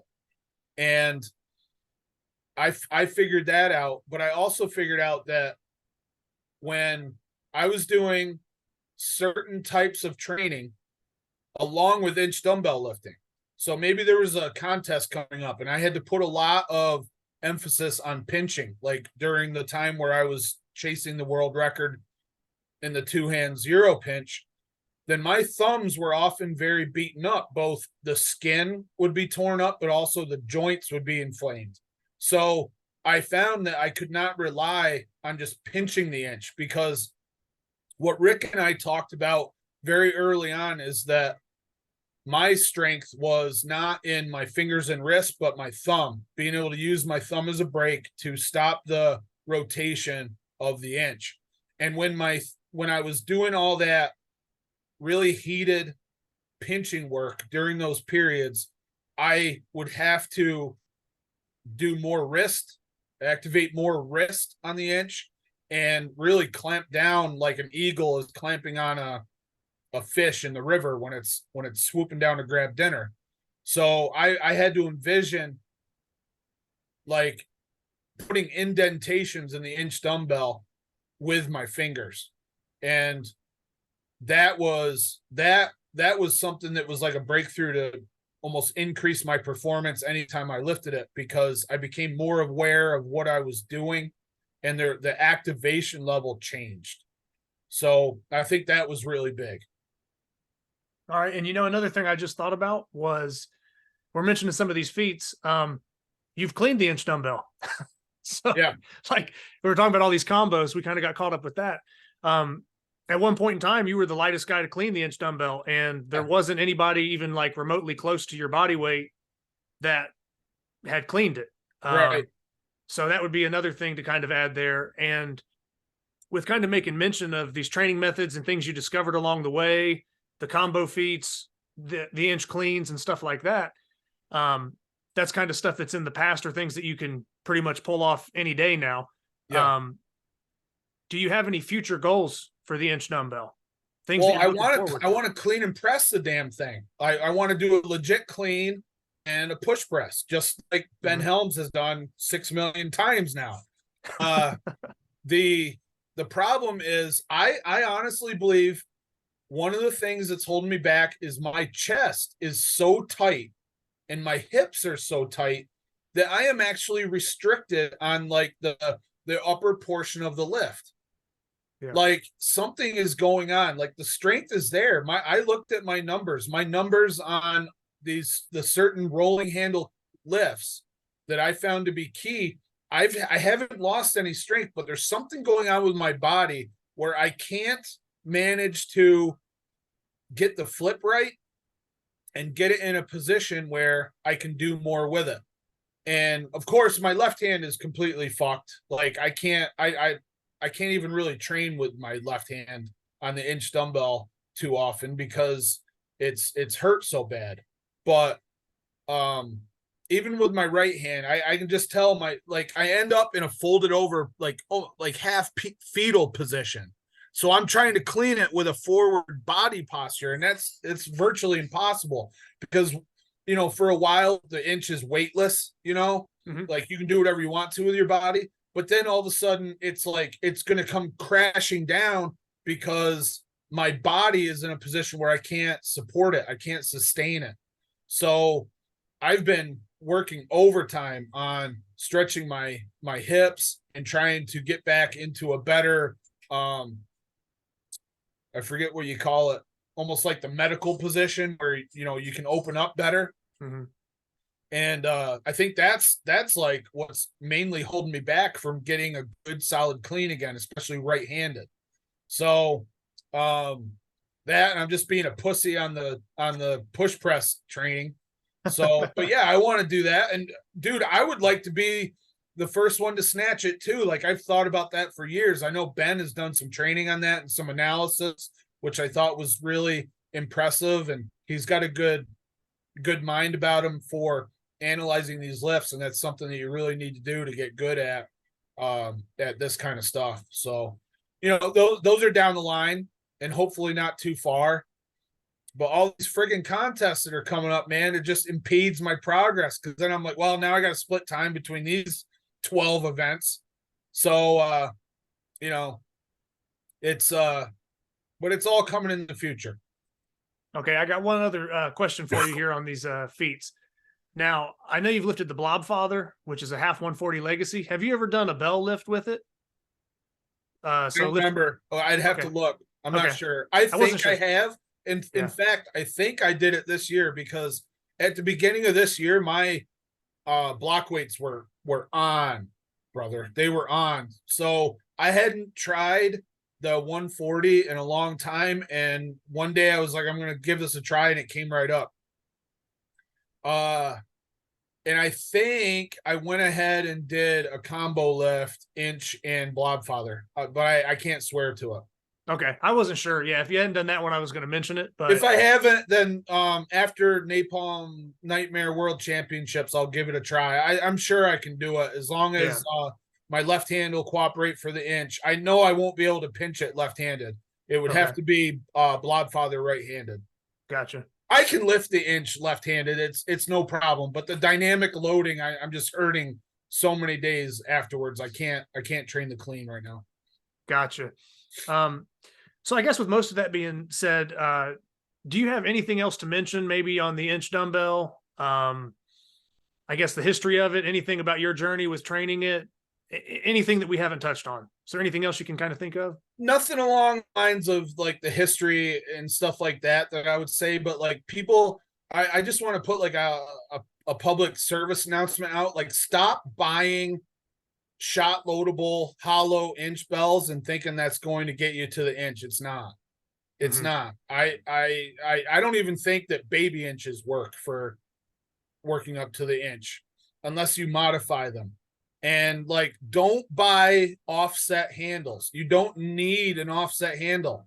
I've never trained for longer than a month on an offset handle. I know in the inch DVD that I have, I said that I was going to start selling what was called the dock bar, which is an offset handle for inch training. And I was just like, why? People don't need this. And I never went forward with that project. Like the prototypes were ready up to this one place in Wysox that I partnered with, but eventually I got with Luke and he started making stuff. And it was, I think he sells them. He probably sells like 150 of them a day, but like, you don't need that shit. All you need is a plate loadable handle with like a 2 3/8 to 2.5 inch gripping surface, and make sure your wrist and forearm don't brace against the inside plates.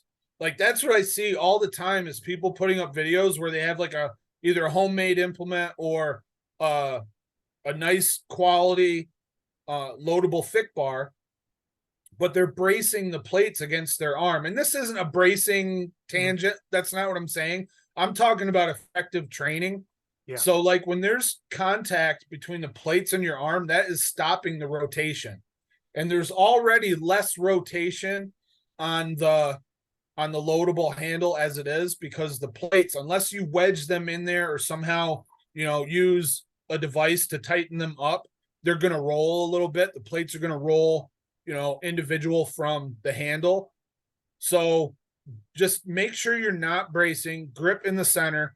And when I was doing it, I was only lifting this dumbbell to about knee height. And that was a 1. That was a rep for me if I were keeping a training book back then.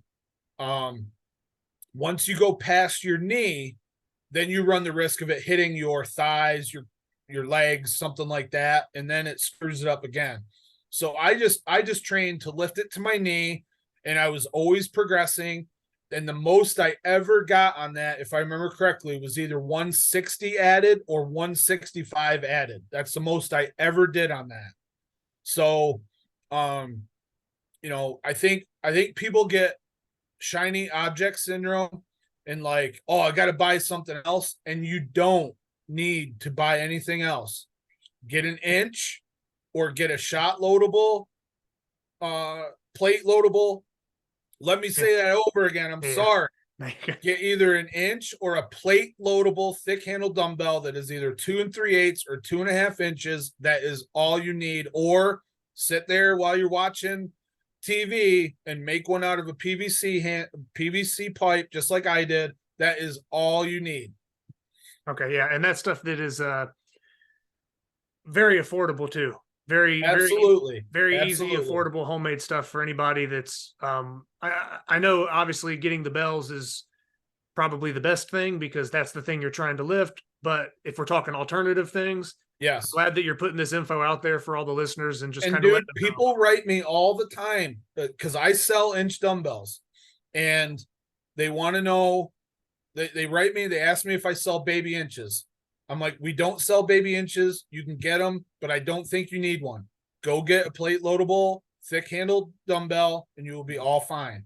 And dude, I've lost plenty of sales on inch dumbbells. I don't care because I would rather see them get something that's going to work to help them build the strength to lift the inch than have them buy the inch, not be able to lift it, and then quit because there's been too many people that have given up too early.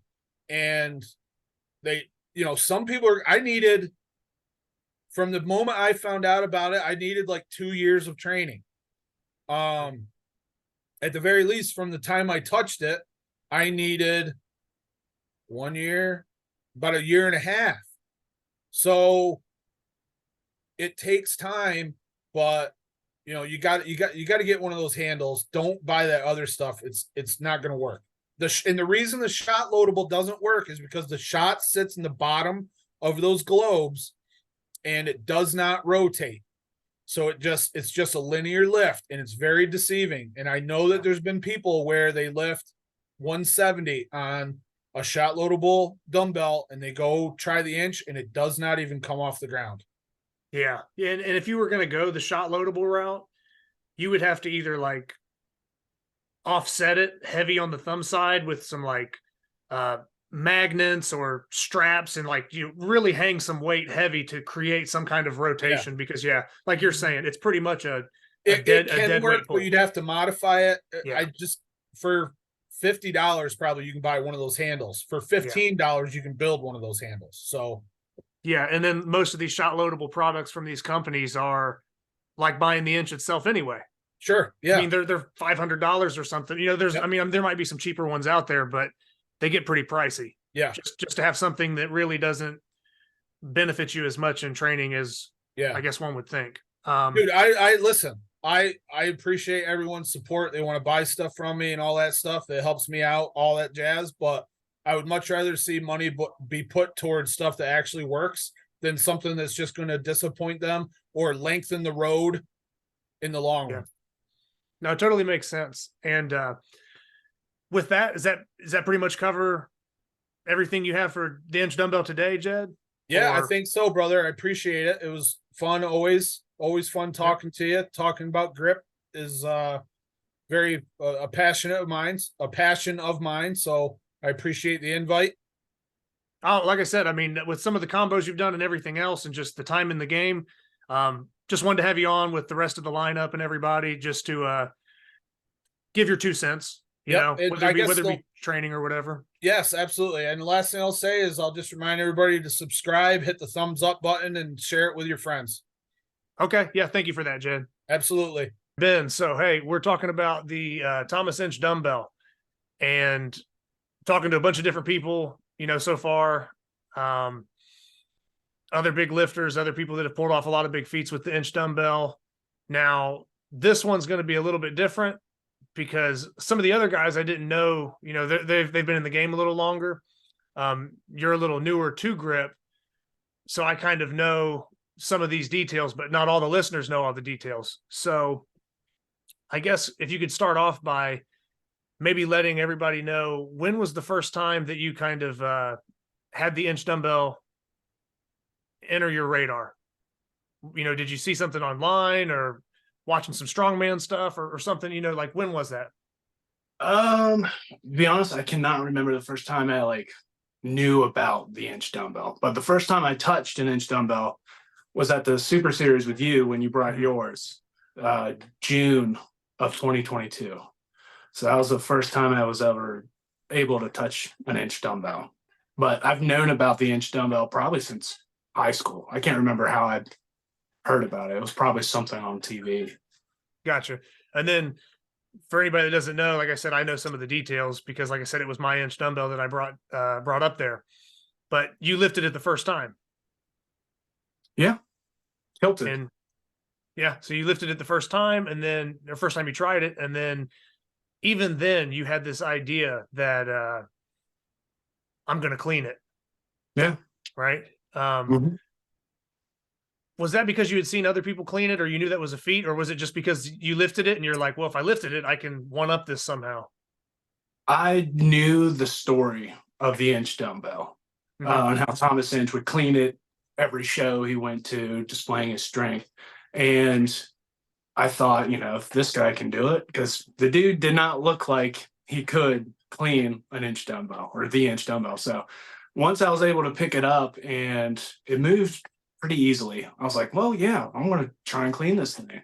And a couple months went by after that comp, and I placed an order for my own Inch Dumbbell, and that's when the training started. So I think it was maybe 3 months later when I finally got my Inch Dumbbell and I started working my way.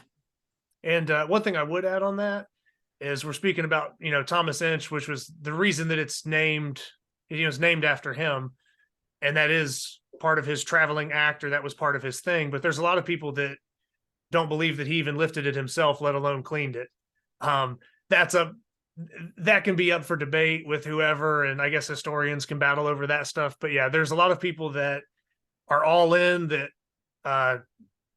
he was legit all the way. He did what he said he did. And then there's other people that are like, he was swapping out other bells that were lighter and other things. And there's a lot of stuff there that I'm not even, I'm not some expert on it. So yeah, the only video I've seen was with it looked like a shot loaded dumbbell. The gloves were way bigger, and it was a continental clean and press. Yes. The only time I've seen the original Thomas Inch dumbbell with him is just a picture of him holding it like that. Never seen him press it or anything. And just him having a picture holding it like this doesn't mean he cleaned it. He could have just pulled it with 2 hands to his shoulder for a picture. So yeah, I like to believe that he did, but it's tough to say, man. Yeah.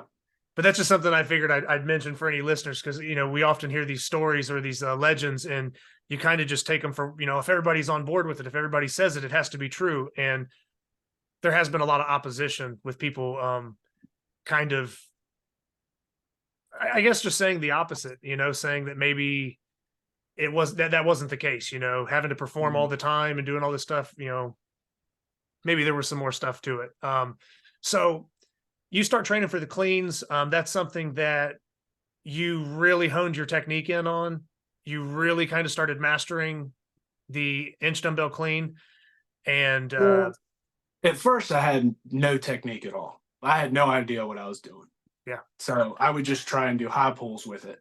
And I thought to myself, I just need to get stronger at doing a high pull. If I can get the high pull high enough, then I just get under it.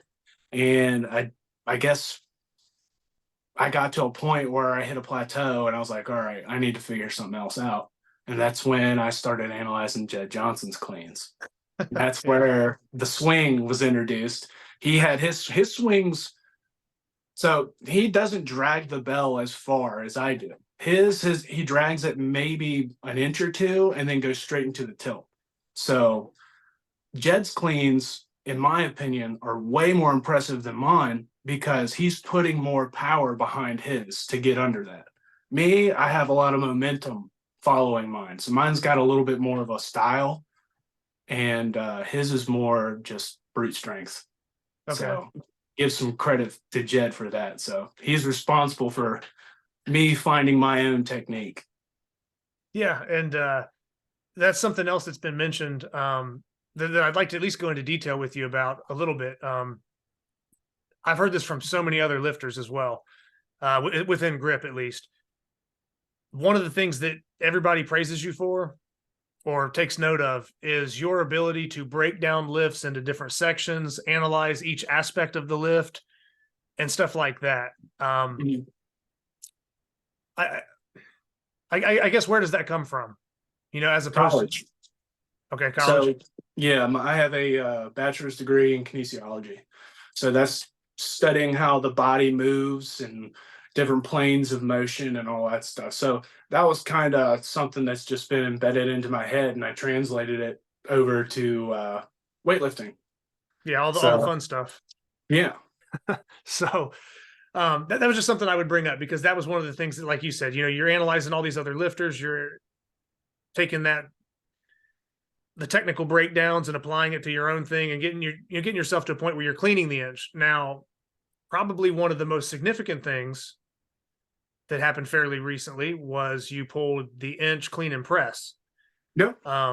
And you were the lightest person. You are the lightest person to ever pull that off. The combination of you're the lightest to clean it and you're the lightest to clean and press it. Which there's some people that have cleaned it, they just haven't pressed it in the same motion or whatever. Could you talk a little bit about that feat and pulling that off, or just kind of what that meant to you? Yeah, for some reason, getting the press after the clean took a lot longer than I expected, because before I was doing grip, I was doing a lot of strongman, and this was when I was way bigger, but I was push pressing. So Mike Bartos makes gym equipment, and I had this, it's called a big top circus dumbbell. So you can load plates into it, and it's globed bells. And I could load that up to, I think my best was 255 pounds. And I was push pressing that. Mm-hmm. And once I lost all my weight, trimmed down, I lost a ton of strength. So I was still, once I got my Slater inch dumbbell, I could press it, but I was nowhere even close to even lifting it regularly. So the clean wasn't even an idea of trying to accomplish at the time. So I guess after I did the clean, the impact my shoulder would take, along with trying to get the bell over, it was just too taxing for me. And that was when the kinesiology took over, and I was trying to find ways to be more efficient. And that was when I'd have this one arm up, have the bell up, and then use momentum to get the bell in pressing position. So once I did that, I hit another plateau, and I was missing certain cues I wasn't paying attention to. And that's when I got a message from James Fuller, and I give him all the credit, because I'd probably still be trying to figure out how to press it if he didn't reach out to me and give me some advice. Mm-hmm. He was telling me that so I would turn and get my core tight, and he said, I'm doing that correct. But once I do the jerk, I turn back and my core is no longer stable and tight. So when I have the bell there, all that pressure pushing me back down wants my arm to drop back. So I practiced that for like maybe a week. And that was when I got the clean and press right after, because I was thinking about that posture the whole time. And I made sure I wasn't going to rotate my torso. I just stay tight the whole time, have a good foundation. And it went up like it was nothing. Like it was, you could see the strain on my face just because it's a 173-pound bell, but it felt at the time, it felt weightless. So that was pretty cool. Very thankful for that. Well, I was going to say, congrats on pulling that off here recently. Thank you. Like I said, just wanted to give credit for that. And so was that was with your Slater inch dumbbell? No, that was with the Adamski. Okay. And we're going to get into that one too, as well, because I got to get you to tell the backstory on that. But do you have any other feats that you would like to name off, maybe that are some of your more notable ones that you've done with the inch dumbbell? Just, it could be combo feats, anything about the inch dumbbell, and just cool, maybe something that stands out to you that's a cool lift that you were kind of pumped up about. I would say the first time I got a legit transfer. That's another reason why, I'm getting stuff done, is people reaching out and helping me.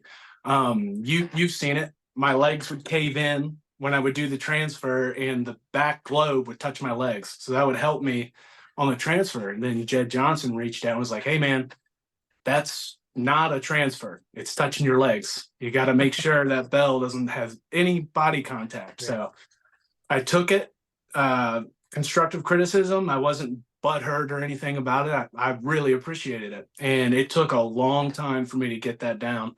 And the first time I got it, you could hear the handle just smack my palm, and it was glued in there. And I was like, holy shit, I finally did this. So once I got the transfer and I got used to that position, I started mixing it up. So I'd pick up the inch dumbbell, transfer it, have another inch dumbbell waiting by my other side, and then pick that one up too and turn it into a double. So just mixing things up like that, I think are some pretty good feats that I was excited for. All right. So do you have any future goals or future feats with the inch dumbbell that you'd like to mention? Anything that you got kind of cooking up? Yeah, I want to be able to snatch the inch bell. Right now I'm training with my 70 kg inch that we got from Nathan Holle. I haven't progressed any more since the last time I've been doing it.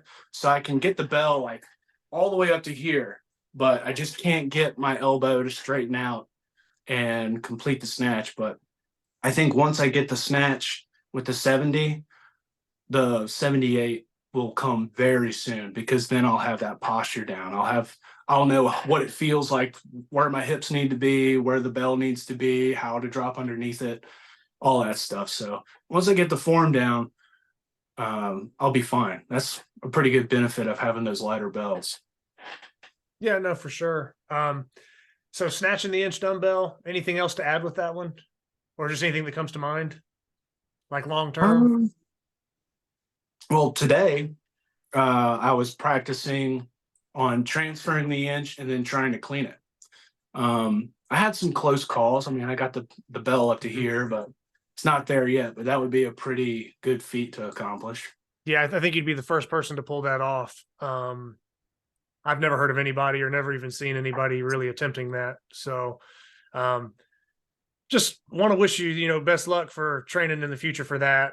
And like I said, hopefully that goes well. And judging from some of the videos, I don't think that'll take very long. Thanks. Now, kind of have a funny story that, like I said, I want to get into with one of your dumbbells. So your first dumbbell was a Slater inch, right? And you found this lucky deal on eBay. I can let you go into it if you want, but you had this like, I say lucky, just right time, right place, where you saw this eBay listing, because like there's people like me, I have like Thomas Inch Dumbbell or certain keywords like in my feed, so that I get notifications if anything gets listed under that. And it was like you got to that and had purchased it probably like within hours before it would have even notified my phone. So you were like ahead of the game by far. The Like, listing was only up for like 30 minutes. Like it was just perfect timing. So the guy that was selling it, I guess he didn't care what he had or didn't know what he had. He traded a treadmill for it, and that's how he got it. So he had the listing. It was an auction, and there were, of course, no bids or anything yet. It was only on there for like 30 minutes. So instead of placing a bid, I just sent him a message and was like, hey, I'll give you $400 for it right now. And he was like, you got a deal? And I was like, hell yeah. So I just got a inch dumbbell for $400. Yeah. And the listing for the inch was strongman dumbbell. That's what it was called. So I'm always trying to, like, I'll search on eBay globe dumbbell or heavy dumbbell, something like that, and you might find stuff. That's how I found, a little off topic, that's how I found some of my blogs. But yeah, searching things with a different name. But for this bell, the story behind it is very different. Something I'll always remember. I called the shipping company to tell them, hey, I'm going to pick it up at the local warehouse that you deliver it to. That way I don't have to pay, like, I can't remember. There was like a $200 difference to have it delivered 100 yards from my house. So I was like, I'll just drive down there and pick it up. So the shipping information said that it was delivered, and it sent the address, and I was like, that I'm not familiar with that location. And I've lived in this area my whole life, so I'm pretty familiar with everything. And I drive down to the warehouse it's delivered to, and the warehouse is literally getting demolished right then and there. Like they're tearing it down. I'm like, there is no way my bell is here. So I start driving in circles around the place, trying to think, I know what the packaging looks like. Maybe it's here. And it was a bunch of 2x4s drilled or screwed in together to make a box. And I couldn't find it. I was like, dang, this thing's lost or something. And then I slow down and then go inside the building as they're tearing it apart, and I find it. And the box is demolished. There's an inch dumbbell laying in the middle of the floor. All of these construction workers around it. It's a miracle it wasn't stolen. And I just hitched it onto my hip, grabbed the box, make sure, there wasn't any leftover evidence. I didn't want, I guess, the carrier thinking it was stolen or something, and pick it up, run off with it. And I guess, picture this guy hobbling with a big ass dumbbell on his hip and a busted up box, run into his truck to throw it in the back and then drive off. So how far did you have to run with that thing? Probably 50 yards. It was a good run. I was sweating and out of breath. Yeah, but the adrenaline was kicking in because, one, I was excited because I finally got this bell, and two, I am inside of a building currently getting demolished. And you said it was kind of shady because when you said when you originally got there, right? Wasn't there somebody telling you like that they were like closed and you couldn't get your dumbbell? Like they were telling they were telling you couldn't get it, and there was a construction crew tearing things down. So they're like, no, like you're gonna have to come back another day, and then you're literally like looking at it like, I can see my dumbbell and I don't trust this situation, right? Yep. And then you pretty much decided just to make a break for it. And because didn't you have to like kind of like sneak in a little bit to get it? Or yeah, I had to climb up a 5-foot concrete wall where the docks are. So I had to climb up that to get to it and then run a few yards. Yeah, it was a pain. Yeah, but that story always makes me laugh because you were just telling me how it was shady. You're like, it got dropped off. You're like, I wasn't even sure if it was going to get delivered. There's this busted box. There's all these people around it. Like, I'm afraid they're going to steal it. And it's like, yeah, what do you do? I almost went full Karen on this whole situation because the driver sees a demolished or a building being demolished, and he thinks, yeah, I'm just going to deliver it here and go. I mean, if he was doing his job, which I'm glad he didn't do his job because I probably wouldn't have had the bell. They probably would have returned it. But he just dropped it off there and drove off. Well, and with the So- box all busted too, so it's not like you used a lift gate or anything. Probably just threw it out of the back and just smashed it, and then just drove away. Yeah, and So- I don't know. It's a miracle it didn't get stolen, but at the same time, I bet probably one of those construction workers tried picking it up and like, fuck this, I ain't messing with that. So yeah, right. I got like- lucky. Yeah, because that is the thing. It's there and it's like ready for the taking, but at the same time, who else is going to try to pick it up and take off sprinting with it like you did? Mhm. So yeah, no, that's always been one of the funniest stories to me that I've ever heard. But like with any of these items we get, you get these dumbbells or blobs, different things. When you get these rare things, there's usually a story behind it. I bought it from so and so. I had to trade it. I found it here. I was bidding on it. There's almost a story that goes behind it. And when I think of that story, I almost can't think of a better story of anybody like acquiring it. It'd be your second inch dumbbell. It wasn't your first one, but like just acquiring a piece of equipment that was that special, but in that hilarious of a fashion where you basically had to like break in and like steal your own bell. Yeah. Before the building was demolished or before someone else was just going to walk off with it and you were never going to see it. So, yeah, I absolutely had to make mention of that one because, like I said, it's one of the best stories I've ever heard of anybody getting an inch dumbbell. Now, since you have a variety and you've got hands on different dumbbells, do you have, just in your opinion, do you have a favorite make or model, we could call it, like the Slater, the Adamski, the Hall bell? Do you have one that you feel is your favorite, or do you think they all kind of have their own slight like nuances or something, and maybe they all have their own little purpose, or you kind of like them all? So my favorite, just because of the story, is the Adamski. Plus, they don't make those anymore. It's pretty unique. And that's the one I got my first clean and my first clean and press with. So that one's special. But I think quality wise, my favorite bell is Nathan Hall's 78 kg inch that I have. It's got a real short handle on it. It's the Slater's a little longer and so is the Adamski, but the Hall is like 4 inches on the dot, and the bells, like the globes, are real gritty. So those, I like a good textured bell. So cleaning that, plus it's heavier, that's a good training tool. That's probably my favorite for quality of a bell. Okay. I guess one question I've been asking everybody just to get their opinion, and like I said, the answer can go any direction. What is it to you that makes the inch dumbbell so special? Just as a challenge, a training piece, whatever it may be. What is it about the inch dumbbell that makes it special to you? 2 things: the story behind it, and the fact that it's so deceiving. A bunch of people could look at that dumbbell, not pay attention to the thickness of the handle or the fact that the globes will cause a roll. They'll look at that dumbbell and be like, it's 174 pounds. I see those in my local gym all the time. But they're not putting into consideration that the local gym dumbbells aren't globed. They have a regular 29 millimeter handle and it's knurled.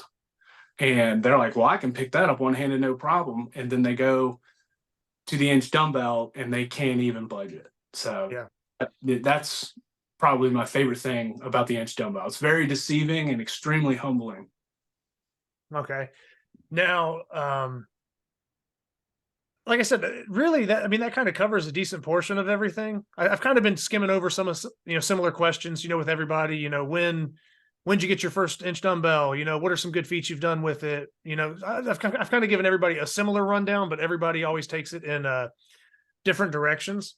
One other thing that was kind of a common question for me asking people was, if you had any advice for people, and it could be the most basic beginner advice, but anybody that was considering getting an inch dumbbell, making their own possibly, do you have any advice for maybe a newer or advanced lifter that maybe doesn't have one, but is maybe interested in getting one or getting into training with one? To be honest, I think if you get into competing in grip sport, you're probably going to go to a location that has an inch dumbbell. Like Jedd's gym, he's got tons of inch bells. If you come to one of my mini comps, I got a ton of inch bells. Usually, if there's someone that's hosting a comp, most likely they have an inch dumbbell. So introduce yourself into the sport, and you'll probably surround yourself with the stuff that you probably, don't see very often, or maybe it's just out of your budget and you can't afford to buy one for yourself, but other people that have them. So I think getting into grip sport, getting your grip stronger, competing, and who knows, maybe that one time you show up to someone's gym that has one, you lift it and your goal's been reached, and it might push you to save up and buy your own, kind of like what I did. By being able to lift yours that you brought to the Super Series, I was like, well, I need to clean this thing. I need to train on it. So I guess I need to buy my own. And that's what I did. Yeah. Now, what would it take for you to sell your inch bells? I'll never sell them. Never going to sell them. Yeah. The ones I have now are staying. The only thing that would happen is I'd add more to it. Yeah. That's kind of been a similar comment from others too. So I had to ask just because I kind of knew the answer on that one. It's the same with me. So with most of that being covered, do you have kind of any closing statements on the inch dumbbell or anything else relating to it, I guess? Like I said, I know we covered a decent amount, but anything else extra to add? I want to ask you what your future goals are on inch bells. Oh man, I have a 209-pound inch from Nathan Holle, which is 95 kilograms. It's right at like 209. I would like to level lift that. So that would be one that I'm shooting after. I'm not far from it, but it's one of those things where it's like it's a ways off, but it's really not a ways off. It just takes some time, because I've lifted my Selene bell, which is stamped as a 200, but it's a little light. So it comes in at like 195, or a little over 195. But that lift has been one of my best to date, lifting that Selene 200. And that 209 is just that next bump up. It's just a different animal. And I've skipped it a little bit, gotten a couple inches of air, but the full lift would be ideal. So that's something I plan on training for. I've had you and some other people even mention possibly pursuing an inch clean. Now that's something that is not like a front runner for me. That's not something that like I'm going to be training on next week, but it is something that's kind of tucked away deep in the back of my mind that like, hey, you never know someday. So maybe an inch clean, but like I said, that's not like really a priority. One that really would probably surprise people is just a double inch lift. I have yet to have two 78 kg or two 172-pound bells in the same spot for me to try. Like if I try to do a double inch lift with mine, the closest bell I have to the 172 is a 180. So I start kind of getting out of that, traditional inch dumbbell weight. It starts becoming a little heavier, which would be fine. I would love to pull that off. It's just when you're doing something that's kind of a little more maximal, and in my case, it's a lot of positioning and it really kind of messes with my back. Past back injuries and stuff, and pulling from that deficit. It really almost becomes more about my body than my grip with a double inch lift and that positioning. So I got to get better at pulling from those deficits with two bells. But a double inch lift is one that's on my radar. Like I've pulled my 172 and my 154, multiple times for double bell lifts and done that. And I think I already think I have the strength to do a double inch lift. It's just the stars haven't aligned for me to pull it off yet to say that I can truly claim it. So that 209 double inch lift. And one that I think's definitely going to happen long before a clean is a transfer. The hardest part for me is just getting the initial boost with my left hand, because my right hand is pretty solid on those lifts. And I think that if I can catch my left hand on a day when it's fully awake and it's able to kind of, give a good feed to the right hand, I think a transfer, at least going left to right hand, would happen for me. But I haven't done that yet either. So I would like to lift the biggest bells possible, which the biggest one I own is a 209-pound inch dumbbell. The double inch lift whenever that situation presents itself, and I can do that. And then I would like to transfer my inch dumbbell, most likely going left to right, and then I could worry about multiple tosses or something down the road. I got to land the actual thing first. But that would probably, just if I could rattle off maybe 2 or 3 right there, that's kind of what I would say. And those are pretty obtainable. Those 2 or 3 will happen, and then after those 2 or 3 happen, maybe down the road I could entertain an inch clean. But that's one that's like it would be more of a lifetime goal as opposed to like a nearsighted training goal. But yeah, now does that answer pretty good? Yeah. You haven't mentioned this, and I kind of want you to, because I think it's cool. Can you tell everybody the story with your 209 and what you're naming it and why? Oh, okay. Yeah, I can do that.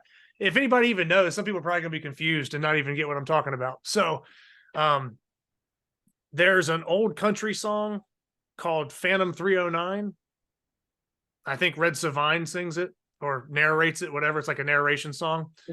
It's about a trucker and whatever else. So it doesn't necessarily have to do with inch dumbbells or anything like that. But since my dumbbell weighs 209, I basically have nicknamed it Phantom 209. So instead of Phantom 309, like the song, talking to you, I kind of was like, I'm going to name this thing Phantom 209. And the color of it, right? What's that? The color of it's Phantom gray. Well, yeah, right? So it's painted like in a grayish kind of bronze thing, and I do plan on like painting some stuff on it, like some kind of artwork on one of the globes to kind of match it, and then paint like a 209 on it. But I gotta I want it to look good, and I want it to look kind of like professional. I don't want it just to be like something I throw together in 10 minutes and it looks like garbage. But yeah, so that would be a nickname. I don't know. Do you have any nicknames for any bells that you have? I don't. I used to have, when my Adamski was red at the time, I think it was like the Cherry Bomb bell or something like that, because I used Cherry Bomb red to paint my bell. But I thought, you know what? I'm not too big of a fan of that. So that's when I stripped it. And I think it looks better now anyway. Yeah. Because it really has that like worn kind of like patina look to it, where it's just like, it just looks like an old school bell. You can tell it's got some history to it, and definitely a cool dumbbell. But yeah, man, no, that's pretty much it for my collection, like as far as that, like naming that big bell. And we'll see how long it takes me to get that thing to a full lockout. It might, you know how grip goes some days. I mean, it might be like you feel like you're on the cusp of doing it and it takes you another 6 months. You might think it's a lifetime goal and you do it the next month. Like weird shit happens like that sometimes. So I'm not really sure when it'll happen. I just got to start, getting hands on it and training with it a little bit more. But yeah, man. So overall, like I said, good discussion on inch dumbbells. Like I said, I think hopefully everybody will enjoy this episode and kind of pull stuff from it, because there's been so many different experts with different lanes on the inch dumbbell, different specialties, different styles, different training methods. So it's really been awesome for me to get a chance to talk with all you guys and just learn from everybody and just, I guess, create this kind of content for everybody. And hopefully they'll enjoy this episode when it airs. So any closing statements? No, that's pretty good. Yeah. All right. Well, thank you for coming on the show once again, and I'm sure it won't be the last time we see you. And just wish you the best in your training and everything else. And like I said, we'll probably be lifting together at some point here soon, so we can team up and lift some inch bells together. So sounds good. All right, Thanks for having me on, Zach. Oh yeah, no problem. Anytime. I'll see you.